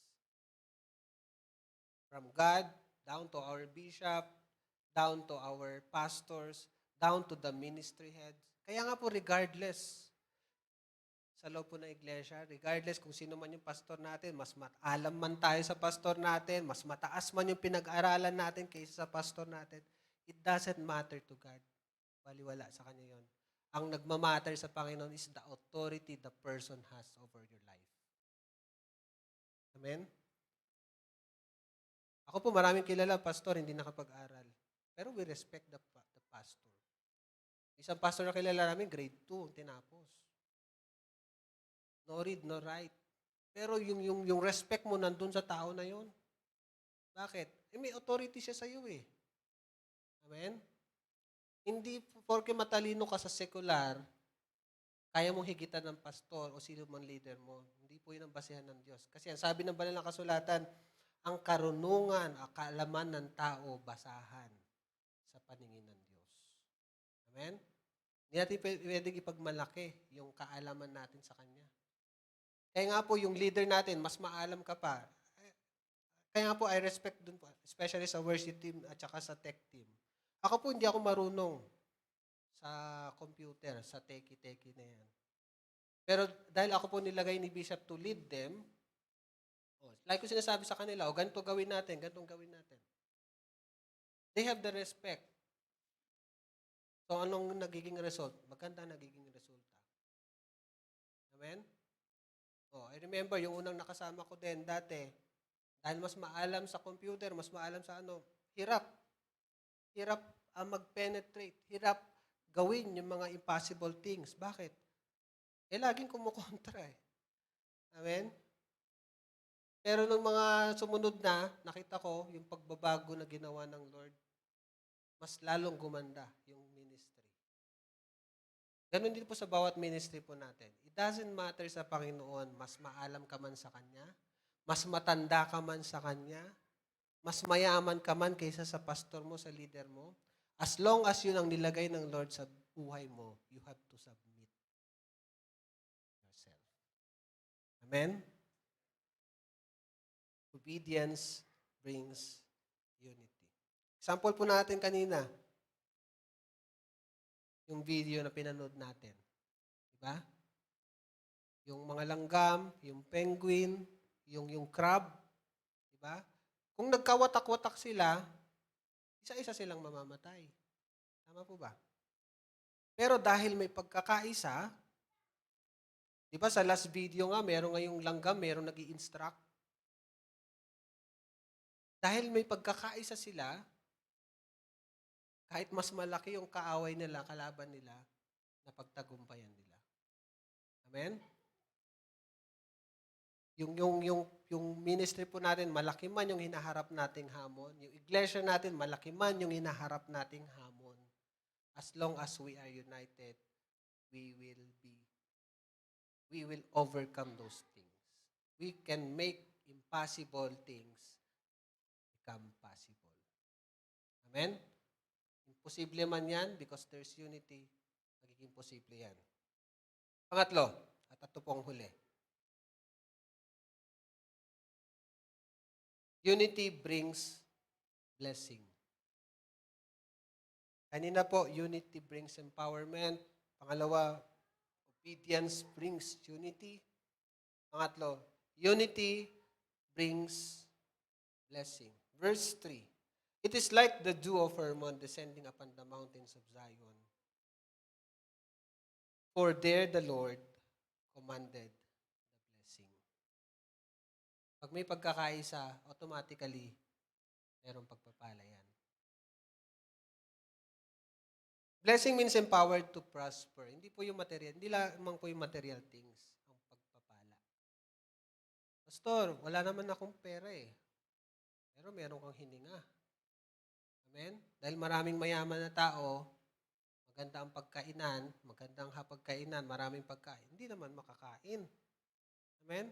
Maganda ang tulugan, maganda ang bahay, takot naman, baka pasukin na magnanakaw at patayin. Amen? E ikaw, ito lang ang ulam mo, ito lang pagkain mo, sarap pa ng tulog mo, hindi ka stress. Tama po ba? Samantala yung ibang tao, hindi pwedeng lumabas walang security. Bakit? Maaring dyan sa dadaanan niya, maaring nagawan siya ng masama. Blessing is empowerment to prosper. It pertains to spiritual things. Ito pong blessing na to, dun sa Old Testament, sa mga Hebrew, nature nila na ipinapatong ang kamay sa mga panganay na anak to release the blessing. What's the significance? Kasi po, ang blessing is not material things.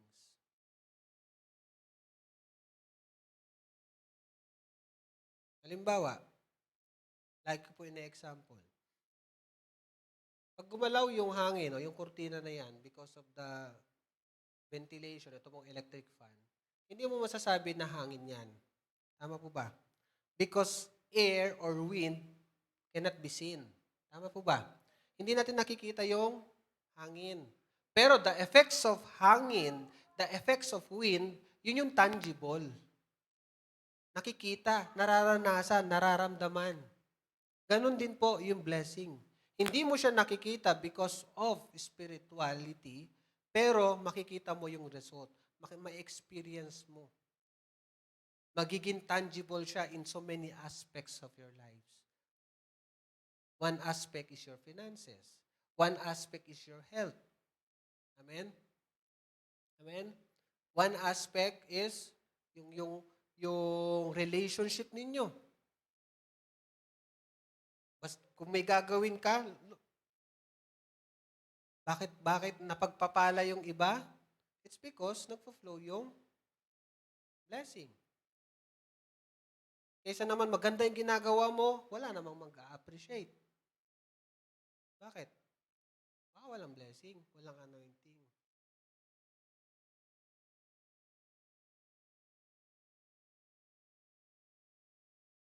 Unity brings blessing. Luke 5:17. If we want to be blessed, stay where the channel is.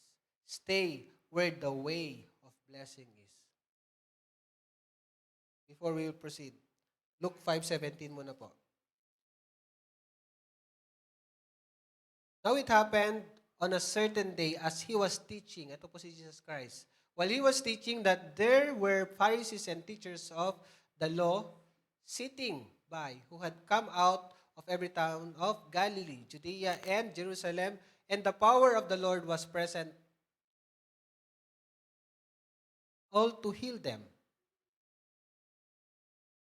Then behold, men brought on a bed a man who was paralyzed, whom they sought to bring in and lay before him. Next verse. When they could not find how they might bring him because of the crowd, they went up on the housetop. Alam po natin, binutas yung bubungan. And let him down with his bed through the tiling into the midst before Jesus Christ. When they saw their faith, he said to him, "Man, your sins are forgiven you." So makikita po natin yung unity ng magkakasama na to. Yung isa paralyzed, he cannot bring himself.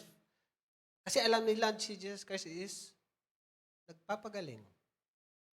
Pero because of the unity that those persons have, anong ginawa nila? Nagsama-sama sila, they went to the rooftop, and they tilled, they dig in, hinukay nila, binutasan nila yung bubungan para lang maipasok.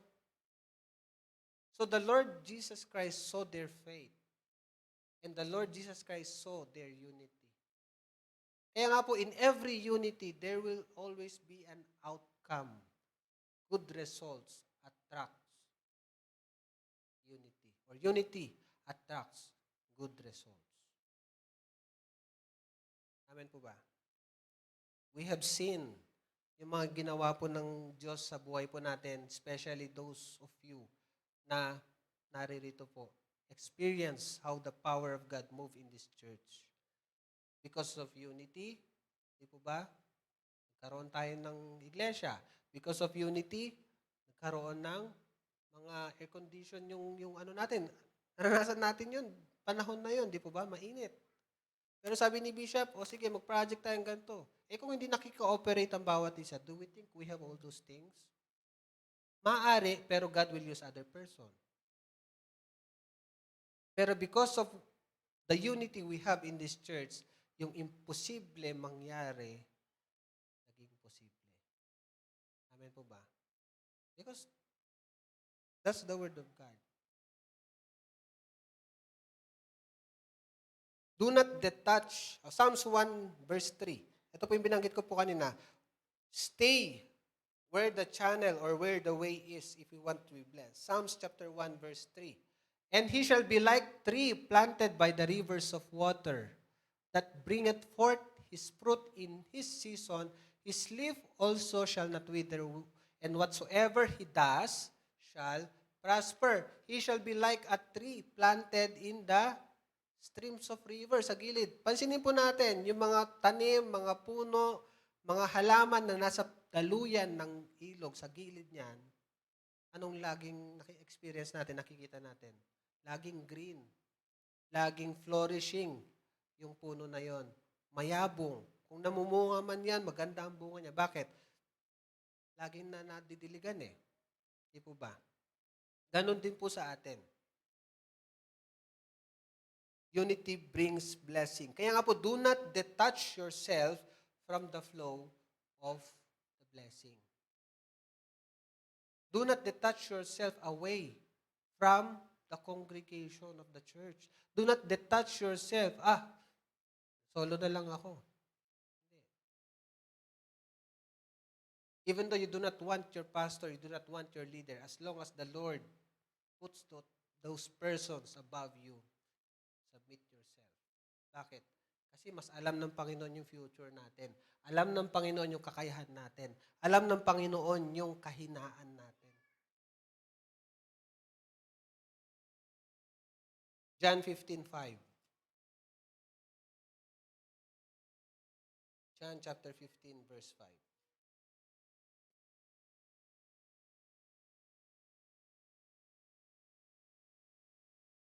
I am the vine and you are the branches. He who abides in me and I in him bears much fruit. For without me, you can do nothing. If we detach ourselves away from him, we cannot bear much fruit. And the tendency is, we will be withered away. Anong mangyayari? Anong withered sa Tagalog? Matutuyot. Amen? If you want to be your life, to be flourishing, namumunga, stay where the presence of God is. Stay where the brethren is. Kasi doon ka mapapalakas. Kung may problema, stay to those person whom you know na pwede kang i-uplift. Pwede kang i-encourage. Amen? Huwag kang pupunta kila Marites. Sino pa ba iba pala? Mariposa. Sino pa iba? Pinangalanan na nila lahat eh. Si Marites, si Mariposa, yung kapitbahay mo mahilig mag-post, Mariposa. Dito pa marami, nakita ko eh. Huwag ka magpunta kay Marites, kay Mariposa. Meron po bang Marites dito tsaka Mariposa? It's only an illustration. Amen? Because otherwise, instead ma-uplift ka, lalo ka pang malulungmok. Choose your association. Amen? Piliin mo kung sino sinasamahan mo. Because they may make or break your life. Pwede nilang palakasin o pahinain yung buhay mo. If we want to see and experience the tangible presence of God, we need unity. Ano po sabi sa Deuteronomy 32:30? Deuteronomy 32:30. Nandito na po tayo sa conclusion. Deuteronomy 32:30. How should one chase 1,000 and two put 10,000 to flight? Except the rock had sold them and the Lord had shut them up. So makita po natin from yung isa and chase 1,000, and then yung dalawa pa nagsama from 1,000 nagiging 10,000. Eh kung magkakahiwalay tayo, di tagwa 1,000 lang tayo. Amen po ba? Pero kung tayong dalawa nagsama, instead of 2,000, anong result? Nagiging 10,000. Malaki exponential factor po niya.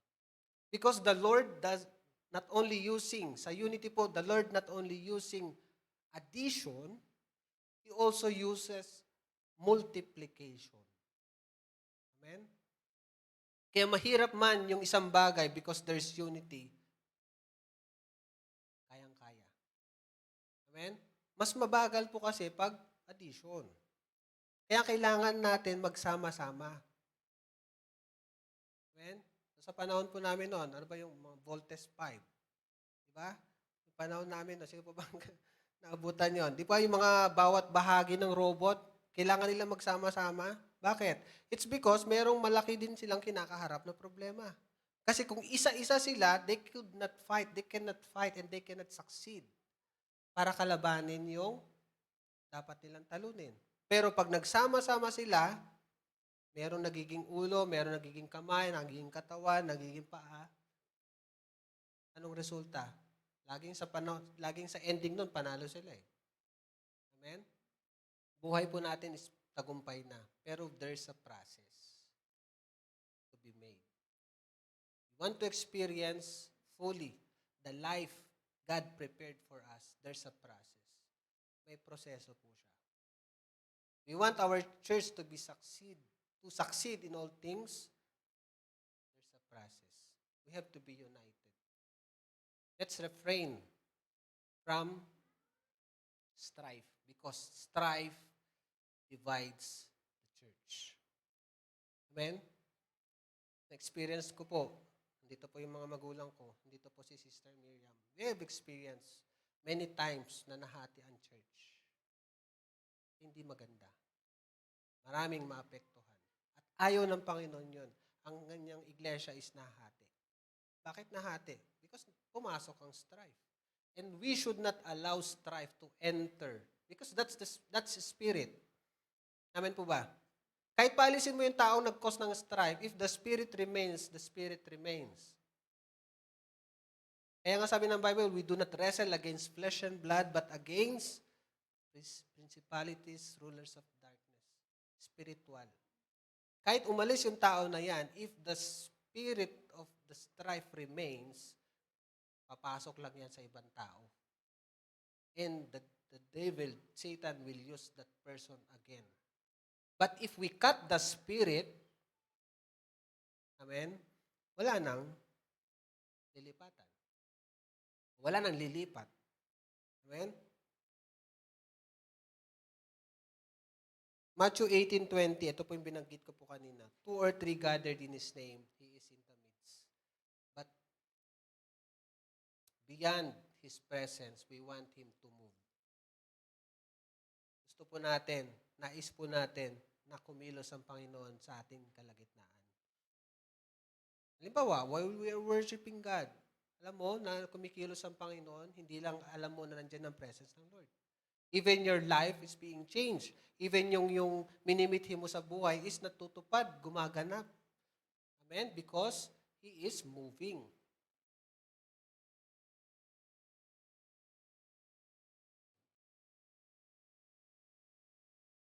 Because if there's unity, if there's this unity,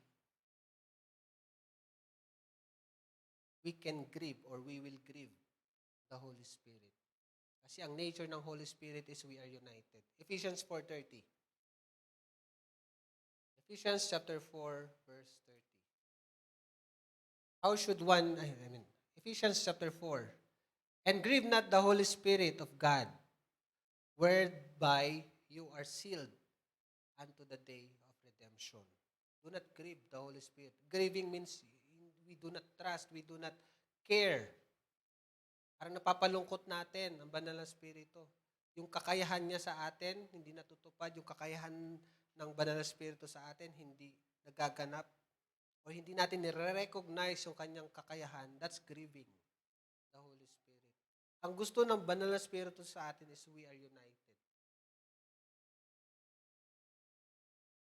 Most people want only the results. Ito po yung binabanggit ko po kanina. They do not want the process. Gusto po natin magtagumpay sa buhay po natin, sa pamilya natin, there must be unity. Amen? Hindi po yung anak na susunod sa magulang. Amen po ba? Amen? Pero may binabanggit din naman ng banal na kasulatan that parents should not provoke their children into wrath. They do not want the process. Bakit po ayaw ang process? Because maybe hard. Yung process medyo masakit. Yung process takes humility. Paano kung ma-pride ka? Ma-pride tayo? It's hard. Ito pong pride na to must be taken away from us. We want blessing. We want that our church will soar up high. Merong pagkakaisa. Amen po ba? Amen? We have experienced so many times sa worship team. Pag we are disunited in the heart, alam namin, ramdam namin that we cannot enter, we cannot penetrate to the presence of God. Amen? That's the result of disunited heart. Same holds true with every ministries. Sa loob din po ng iglesia. Kaya nga po, sabi ko sa worship team, do not stand in front pag may sabit ang puso. Kasi hindi lang ikaw maapektuhan. The whole team will be affected. And even the church will be affected as well. Kaya mahalaga yung consecration, setting apart, hinihiwalay. Amen? In order for God to use the person mightily, you must be consecrated. Our God, Father, the Son, and the Holy Spirit showed us the essence and importance of unity so that we may experience life to the fullest. Ito pong ating Diyos, sila na mismo nag-exemplify sa atin how unity works. Remember po yung isang turo ko po dati dito. It's the Father God who gives the command. It's the Son who performs the command. And it's the Holy Spirit who gives the power para magkaroon ng result. Halimbawa, yung illustration po ulit natin para maintindihan. Ako po, utusan ko si Sister Cathy to switch on the light. Ako represents God, the Father. Si Sister Cathy represents the Son. He performs the command. And then, Sister Cathy will switch on the light. Without electricity, without power, kahit na ilang beses niyang i-on ang switch na yan, hindi magkaroon ng liwanag. Tama po ba? That's the power of the Holy Spirit. Kaya nga alam ni Jesus Christ na before He performs in the ministry, anong ginawa niya? Nagbabad muna siya. He needs the Holy Spirit. Alam niya kasi na without the Holy Spirit, He cannot perform miracles. Because that's the power of the Holy Spirit. Forte ng Holy Spirit yon. Ang forte ni Jesus Christ is bumaba at mapako, mamatay, at mabuhay na muli. Yun yung bahagi niya. So sa atin, mga buhay, dito po sa iglesia, lahat po tayo may bahagi. Amen? We want to have good results sa iglesia po natin. We must be united. Amen? Amen po ba? Gisingin mo po yung katabi mo. Amen? Kung natutulog na. Malamig ba? Amen? United worship, tremendous presence of God. Anything will happen with the presence of God. Gusto natin tangible na presence ng Lord? Kung sa ibang church nagaganap, why not? Dito rin magaganap. Sa ibang church nagkaroon ng revival, why not? Dito rin. Pwedeng mangyari. Kung sa ibang iglesia na experience nila na gumaling, yung paa, yung pilay nakalakad, yung patay na buhay, maaaring gawin din ng Panginoon dito yun. Amen? Pero may process. We have to pay the price. May presyo po siya. Amen? That's the power of unity. Unity brings empowerment. Obedience brings unity. At ang pangatlo, ito po yung gusto ng lahat, brings blessing. Amen? Tayo pong lahat ay tumayo.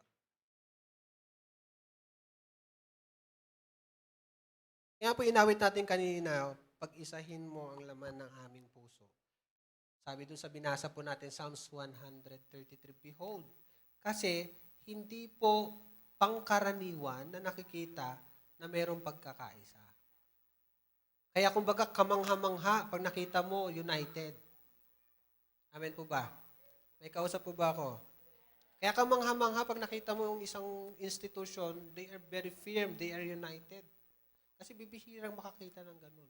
At yun ang desire ng Diyos sa bawat isa po sa atin. Iisang sinasabi natin, iisa yung sinasalita, iisa yung iniisip natin. At ang sabi sa banal na kasulatan, walang imposible sa ganun sa mga may pagkakaisa. Let's meditate this song once again. We will sing this song. And let's take it from the bottom of our hearts. Lahat po tayo may pagkakamali. No one is perfect. Pero, desire ng Diyos, lahat po tayo is magkaisa. Amen? We cannot see our future. Amen po ba? Ano yung pwede natin kaharapin? Yung iglesia natin, hindi natin alam yung future, ano yung maaaring kaharapin nating mga pagsubok. But as long as we are united, nothing will be impossible. Sa pag-aawitan natin sa Diyos, sa pagpunta mo sa iglesia, expect that you will experience His presence. Unite yourself with other brethren. Hindi yung, nandiyan na naman si sister ganito. Nandiyan na naman si brother ganito. Amen? That's the nature of the devil. Ano sabi ng kaaway? The devil comes to steal, to kill, and to destroy. He steals your relationship with other people. He kills your relationship with other people. He destroys your relationship with other people. That is the nature of the devil. Pero sabi ng banal na kasulatan, I came that you may have life and may have it more abundantly. Amen? Let's sing this song. Nagsusumamo, nagpapakumbaba, O Diyos, kami patawarin sa aming sala, sa pagkabahabahagi, sa pagkakampi-kampi, sa kawalan ng pag-ibig sa isa't isa. nagsusumamo, nagpapakumbaba. O Diyos, kami patawarin sa aming sala, sa pagkabahabahagi, sa pagkakampi-kampi, sa kawalan ng pag-ibig sa isa't isa. Pag-isahin mo ang laman ng aming puso, pag-isahin mo ang laman ng aming isipan. Ikisin ang iyong pag-ibig, ikisin ang iyong pagmamahal. Jesus, maghari ka sa aming buhay. Nagsusumamo, nagpapakumbaba. O Diyos, kami patawarin sa aming sala, sa pagkabahagi, sa pagkakampi-kampi, sa kawalan ng pag-ibig sa isa't isa. Pag-isahin mo ang laman ng aming puso, pag-isahin mo ang laman ng aming isipan. Ikisin ang iyong pag-ibig, ikisin ang iyong pagmamahal. Jesus, maghari ka sa aming buhay. Pag-isahin mo ang laman ng aming puso, pag-isahin mo ang laman ng aming isipan. Ikisin ang iyong pag-ibig, ikisin ang iyong pagmamahal. Jesus, maghari ka sa aming buhay. Jesus, maghari ka sa aming buhay. Jesus, maghari ka sa aming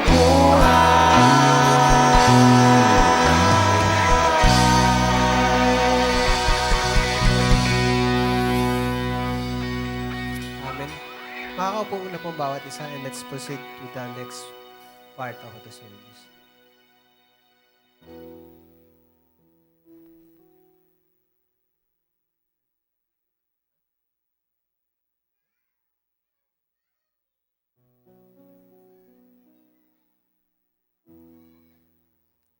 Amen po. Purihin po ang Panginoon sa Kanyang salita na ating narinig ngayong umaga pong ito. At tatako po tayo sa ating pagkakaloob sa ating Panginoon. Basahin lang po natin itong Matthew 6, verse 9 to 34. Matthew 6, verse 9 to 34. Kung makikita po natin dito, 19 pala po, 19 to 34.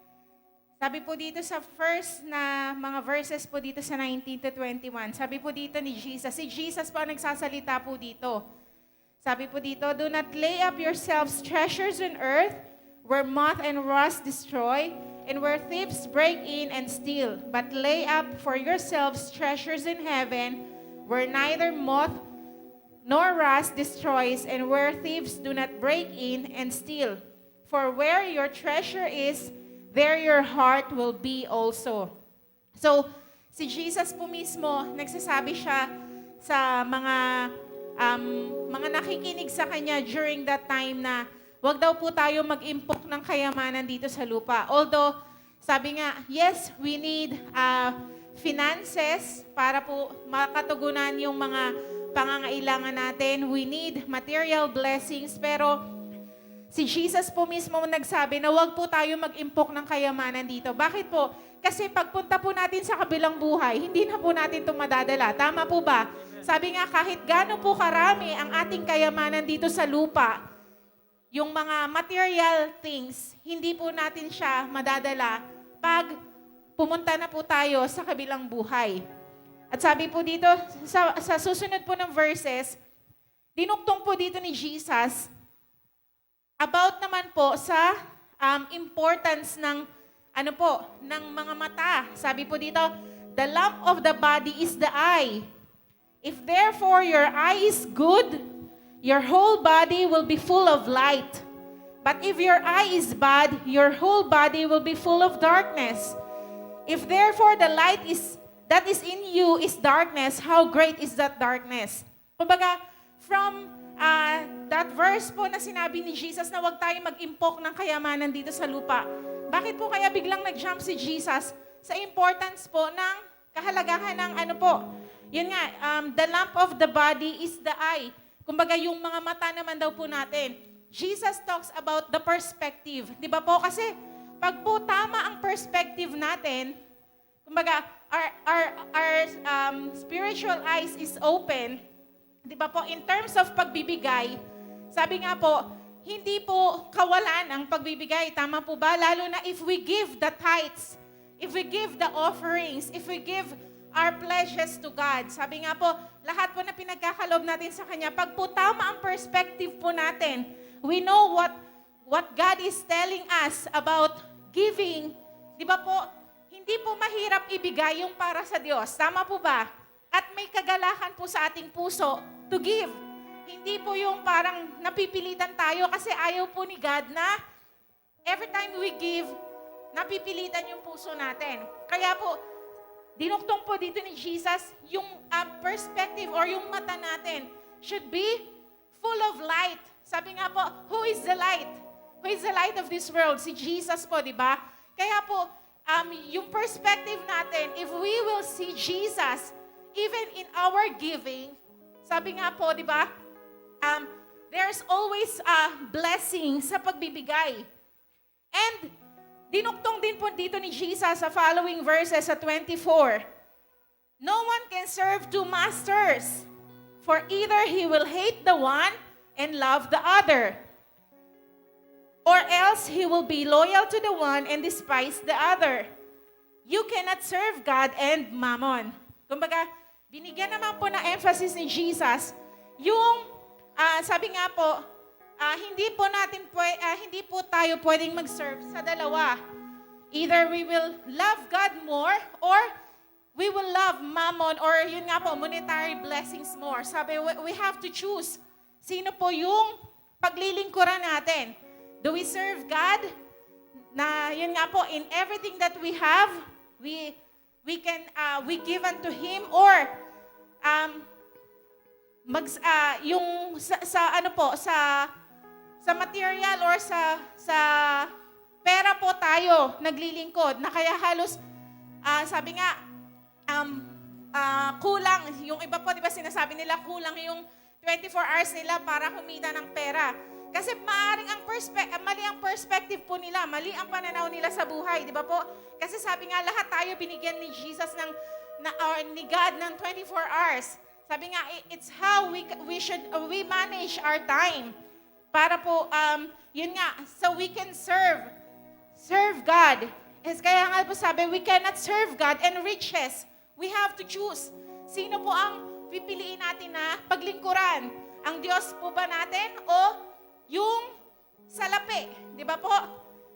And, tingnan nyo po, yung pagkakasunod-sunod nitong verses na to. Pagpasok po sa 25, ito na po yung sabi ni Jesus na huwag po tayong mag-alala. Do not worry.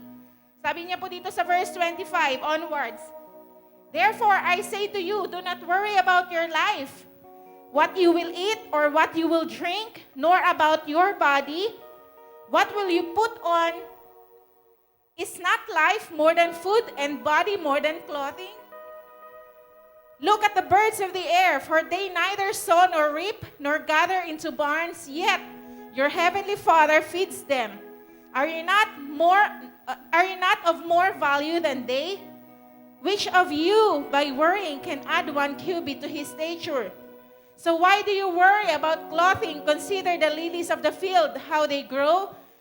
They neither toil nor spin, and yet I say to you that even Solomon in all his glory was not arrayed like one of these. Now if God so clothed the grass of the field, which today is and tomorrow is thrown into the oven, will he not more clothe you, O you little faith? Therefore do not worry, saying, what shall we eat? Or what shall we drink? Or what shall we wear? For after all these things the Gentiles seek. For your heavenly Father knows what you need, all these things. But seek first the kingdom of God and his righteousness, and all these things shall be added unto you. Therefore, do not worry about tomorrow, for tomorrow will worry about its own things. Sufficient for the day is its own trouble. So kung makikita po natin, sabi po ni Jesus, wag daw po tayong mag-alala. Tama po ba? Kaya kung nag-aalala yung puso mo, sabihin mo sa sarili mo, wag ka mag-alala. Kasi si Jesus po mismo nagsabi, do not worry about anything. Ano daw po yung kakainin natin, ano yung susuot natin, ano yung kailangan natin. Sabi nga po dito ni Jesus, our Heavenly Father knows na kailangan po natin yung mga bagay na yon. Tama po ba? Sabi nga po, kung ang ama po dito sa lupa, pag nakita niyang may kailangan yung anak niya, minsan kahit hindi na po magsalita nung anak, di ba po, pinagkakaloob na nung tatay, how much more our Heavenly Father who sees even the unspoken words na meron po ang puso natin. Tama po ba? At sabi po dito, seek first the kingdom of God and His righteousness. Sabi nga po, sa kingdom of God, ang mindset po, it's better to give than to receive. Sa kingdom of God po, ang mindset, the more we give, the more we receive. Tama po ba? Sa kingdom of God po, ang mindset, I don't own anything, hindi po natin pag-aari kung anong meron tayo, but we are just steward. Pag sinabi pong steward, tagapangmalaga lang po, di ba? And if God says, give this to me, pag po ang mindset natin ay nasa kingdom of God, hindi po tayo mahihirapang ipagkaloob gaano man kalaki yung nais po ng Diyos. Alam niyo po ba, testimony lang po, ito pong bahay-sambahan po natin, yes, we are all part of it, pero po, ang ginamit po ni Lord for this building to be built talaga po ay mga kapatiran po natin from South Korea.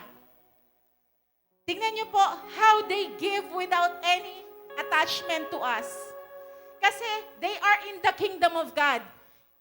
More than 1 million po ang binigay nila sa atin just for this building to be built up. Hindi po sila nagdalawang isip to give all those monetary blessings to us. Bakit? Kasi po, they understood that everything that they have, hindi po kanila. Kahit sila po ang nagpagod, alam niyo po ba yung church po na ginamit ni Lord na yun to bless us, most of them are ordinary people. Mga magsasaka, kumbaga, mga nagtatrabaho lang din po. But, they were able to give that kind of blessing to us. Bakit po?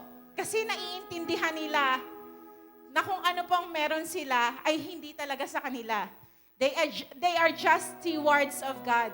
Ganon din po sa atin. Kahit gano'ng kalaki or gano'ng kaliit ang ating pong ipagkakalob sa Diyos. Sabi nga, if we have that kind of mindset that everything we have is for the Lord, of the Lord, and sa Diyos po lahat ito, madali pong magbigay sa Diyos. Amen po ba? Madaling ibigay yung para sa Diyos. At encouragement ko lang po, this coming December po, meron po tayong gagawing gift giving sa mga kapatiran po natin sa Alaminos, Pangasinan. Kung makikita niyo po yung mga pinopost po nila Pastor Gab, nila Kuya Bobby doon, di ba po? Napakaraming bata, napakaraming mga nanay, mga matatanda na nais po natin silang bahagihan ng biyaya po ng Diyos. I encourage each and everyone, kahit po kayong mga nasa tahanan, whatever the Lord will speak to your heart, let's give it for God. Let's give it for them. Bakit po? Kasi nga po, ang mindset sa kingdom ni God, di ba? As long as we continue to give for God, He will continue to pour out His blessings to us. Hindi po mauubusan ang mga tunay na sumusunod sa Diyos. Katulad po ng pinag-aralan po natin kanina, di ba? In unity, there is blessing. Sa pagkakaisa po, may pagpapala, hindi lamang po financial, katulad ng binanggit po ni Pastor Alvin kanina. Blessing is in all aspects of our lives. Sabi nga po, the blessing of the Lord, the blessing of the Lord makes one rich and He adds no sorrow in it. Kaya sa umaga pong ito, as we give to the Lord our tithes, our offering, our pledges, maging kung kayo po ay kinakatok ng Diyos to be part of yung pong ating gift giving po para sa mga kapatiran natin sa Alaminos, Pangasinan. Gaano man po yan kalaki, gaano man po yan kaliit, as long as we're giving it all for the Lord knows our hearts. Nakikita po ng Diyos ang puso natin ngayong umagang ito. Amen po ba? So, sa mga nasa kanilang puntahanan, if you cannot come and give your tithes, your offering, pwede nyo po itong ipadala sa atin pong GCash. Makikita nyo po sa ating screen. At o kaya naman po sa atin pong BPI bank account. Ayan, makikita nyo rin po yan sa ating mga screen, yung pong account number natin. So, purihin po ang Panginoon ngayong umagang ito. Can we just hold our tithes, our offerings, and as we bow ourselves before God, as a sign of our humbling before Him. Lord, nakikita niyo po ang puso ng bawat isa sa amin. And you are always looking to each and everyone's heart. Alam niyo, O God, ang kakayanan ng bawat isa. And we thank you, O God, because Lord, you want us to have that kingdom mindset na Lord, na as we give unto you, God, hindi po kami mawawalan. But, katulad nga po ng sinabi niyo, God, sa inyong salita, if we will give our tithes, our offerings into your storehouse, O God, Lord, you will open up the windows of heaven and you will pour out your blessing, O God, to each and every one of us. Lord, we will, kahit kailan, O God, we will never outgive you because everything that we have, maging ang aming lakas, ang aming hininga, ang aming buong pagkatao, God, Lord, it is all yours, O God. And Father, this morning, as we will give our tithes, our offering, O God, Lord, we are giving it to you, O God, because we love you, we worship you, and O God, this is our act of, O God, of our worship, O God, and our love towards you. Lord, salamat po sa mga kapatid at magulang ko, Panginoon, na patuloy na tapat na nagkakalob sa iyo sa kabila, Panginoon, ng Lord, ng pandemic na nararanasan ng buong mundo. Thank you, Father God, because Lord, still you are very faithful to each and every one of us, O God. Hindi mo po hinahayaan, O God, na Lord, mawala ng makakain ng iyong mga anak, O Father God. Na Lord, bagamat may mga nawala ng trabaho, but Lord, you have given them the wisdom, O God, and even, Lord, one idea from you, O God, Lord, para patuloy, Panginoon, nilang maranasan, O God, ang masaganang pagpapala mo, O God. And Father, we pray na patuloy niyo nga po, Panginoon, na Lord, i-bless, Panginoon, ang mga kapatid at magulang ko, O God, na magkakalob sa iyo sa umagang ito. At Lord, sa mga kapatid at magulang ko na wala pang kakayanan, but Lord, their hearts are there to be part of, Lord, this giving unto you, O God. Lord, you know them. You have said in your word, O God, that Lord, bread and seed comes from you. Father, we pray, give them the seed that they may be able to plant it, O God. And Lord, it is, O God, Lord, ang sowing and reaping, O God, is, Lord, galing po sa inyo. And Lord, we believe that in your perfect time, O God, in the due season, O God, Lord, every seeds that were sown, O God, will going to, O God, reap, Lord, na patuloy na hindi lamang po silang mapagpapala ang pamilya nila, but also they will be a blessing to others. Father, thank you, O God, sa lahat po ng malilikom, O God, na monetary blessings. We pray, O God, na ito po'y patuloy na magamit, O Lord, Lord, mapunuan ang pangangailangan ng iyong iglesia at Lord, tunay na marami pa po, O Diyos, na mga kaluluwa ang marating ng iyong salita, ang makarinig ng iyong salita, O Father God.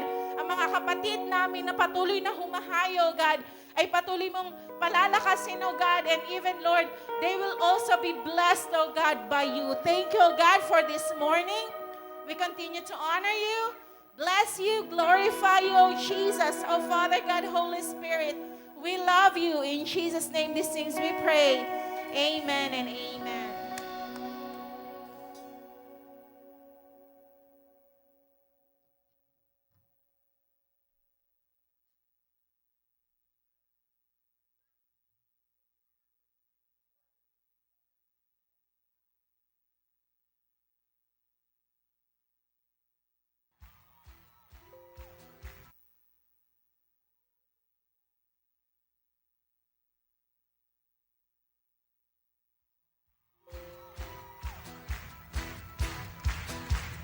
Risen, He's risen, forever glorified.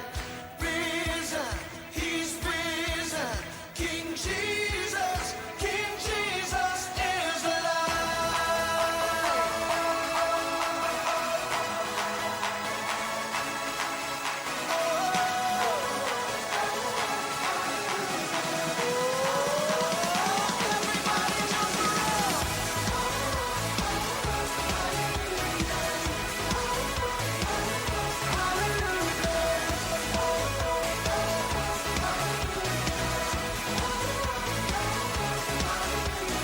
Grave, where are you now?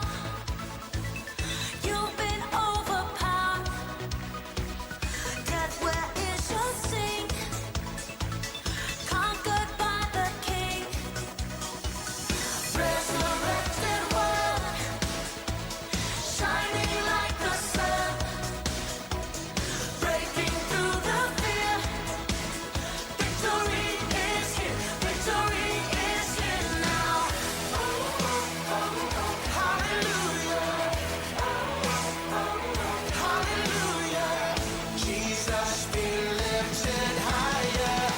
We serve a risen Savior. Risen, He's risen, forever glorified.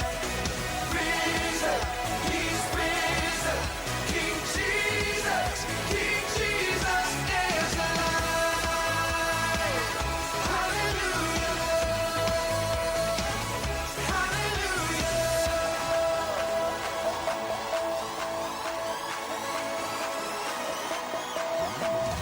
Resurrected one, shining like the sun, breaking through the fear.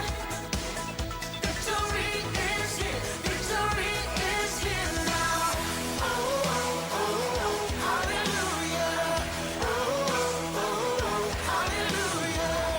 Jesus be lifted higher. We serve a risen Savior. Risen, He's risen, forever glorified. Risen, He's risen, King Jesus is risen. He's risen, forever glorified. Risen, He's risen, King Jesus is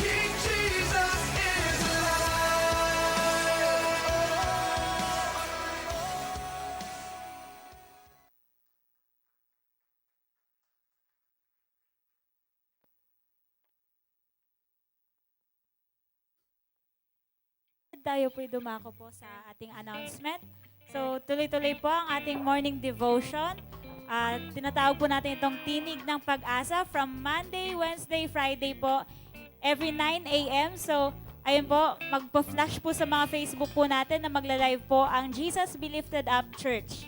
And next po, ang ating evening services naman po from Monday, Wednesday, and Friday din po. Sa Monday po, Thanksgiving. Wednesday, midweek soaking po sa Friday. Every 7 p.m. naman to. And sa online prayer gatherings po natin, sa mga fathers po, Monday to Saturday, 4 a.m. Mothers po, Monday to Saturday, 5 a.m. And sa mga pastors naman po, Monday to Friday, 5 a.m. So sa mga nanay and tatay po na gustong sumali, pwede nyo pong i-message sila Tatay Ferdy and sila Nanay Eileen po. So ginagawa po nila to sa room messenger po. Next po, maging po sa mga youth, ini-invite po namin ang bawat youth every Sunday 7 p.m. Meron po tayong fellowship sa Google Meet naman po. Sa JBLU Leaders and Workers naman po every Tuesdays 8 p.m. Sa Zoom naman po ito ginaganap at si Bishop po or si Rev Stella po yung nagsasalita po para sa atin. And sa mga social medias naman po natin, ayun po sa Facebook, Jesus Be Lifted Up Church. Dito po tayo laging nagla-live. Dito din po nilalagay yung mga nagiging turo po ng mga pastors. And sa JBLU Church naman po sa YouTube, dito din po nakalagay yung ibang mga services po natin live streaming. Kung gusto po nating balikan, pwede po natin puntahan tong mga accounts po na to. And ayun po, maging po sa katulad kanina, may testimonies na po tayo through recording po. So maging sa bawat isa po, we encourage na alam ko po every week may ginagawa ang ating Lord. And let's not be shy to confess it o kumbaga i-declare po yung kabutihan o blessing na natanggap po natin sa ating Panginoon. And yun lamang po sa ating announcement.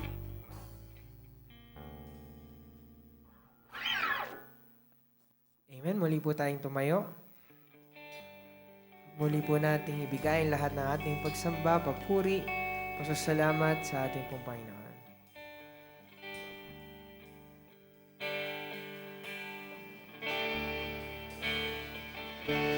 Sa iyo ang papuri, nagpasasalamat aming Diyos.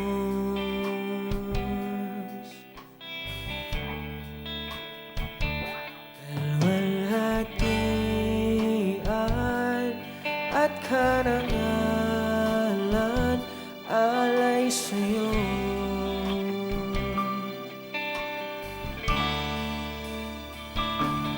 Narito ang buhay ko, Panginoon, gamitin mo, sa'yo lamang iaalay ang puso ko'y sa'yo.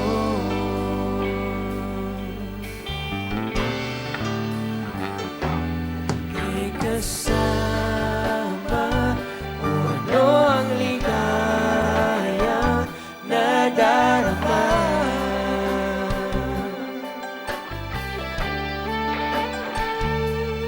May pag-asa akong nakikita pagkapiling ka.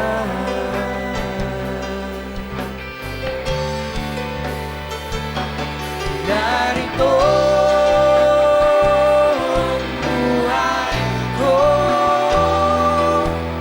Panginoon, gamitin mo, sa'yo lamang iaalay ang puso ko'y narito.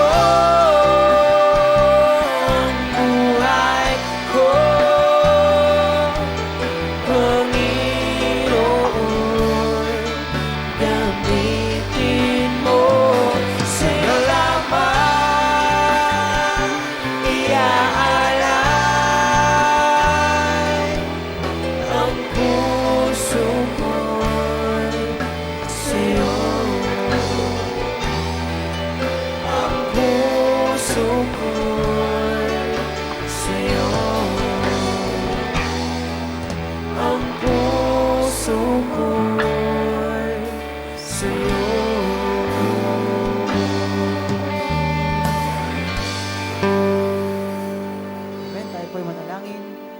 aming Diyos na buhay, salamat Panginoon sa umagang ito na kami po'y nakarinig ng iyong salita. Lord, dalangin ko ang mga salitang iyong ibinigay ay tumimo sa aming mga puso at maigamit namin sa aming pang-araw-araw na buhay. Natunay nga, O Diyos, na kami magkaisa sa isang layunin na ikay maparangalan, maitaas, madakila ang pangalan mo sa aming buhay. Lord, sa iyong ginamit na iyong anak, siya po'y pagkalooban mo, Panginoon, ng mga pagpapalang nanggagaling sa iyo. At tunay nga, O Diyos, sa aking mga kapatid na naririto at nakinig at sa kanilang tahanan, sila po'y pagpalain mo, O God. At tunay nga, O Diyos, na ang langit ay buksan mo at ibuhos mo po ang pagpapalang walang sukat kalagyan. Salamat ng marami, O God, sa iyo po namin tinitiwala ang mga araw pa, O God, na aming lalakbayin, O God, sa maghapong ito. Tunay nga, O Diyos, na kami samahan mo at ang Santong Espiritu ang siyang gumabay sa amin at ang iyong mga anghel ay ipadala mo upang sa amin ay maggabay at mag-ingat sa pang-araw-araw naming buhay. Salamat, Lord.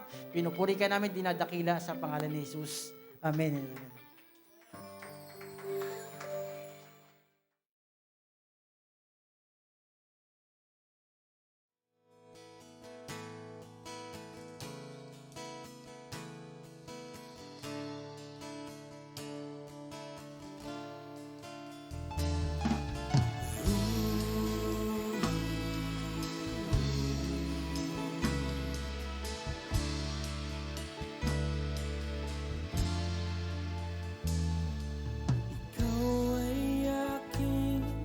paglilingkuran kahit saan dalhin.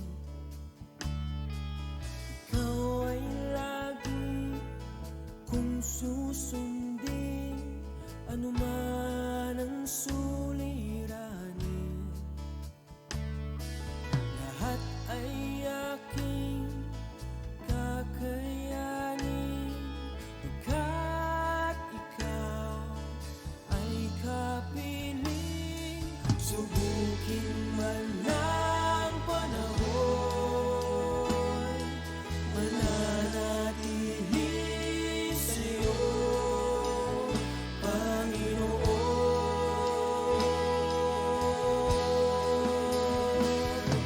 Walang alinlangang maglilingkod, walang pangambang sa'yo ay susunod. Hindi susuko at hindi hinto, patuloy lamang sa iyo, Panginoon.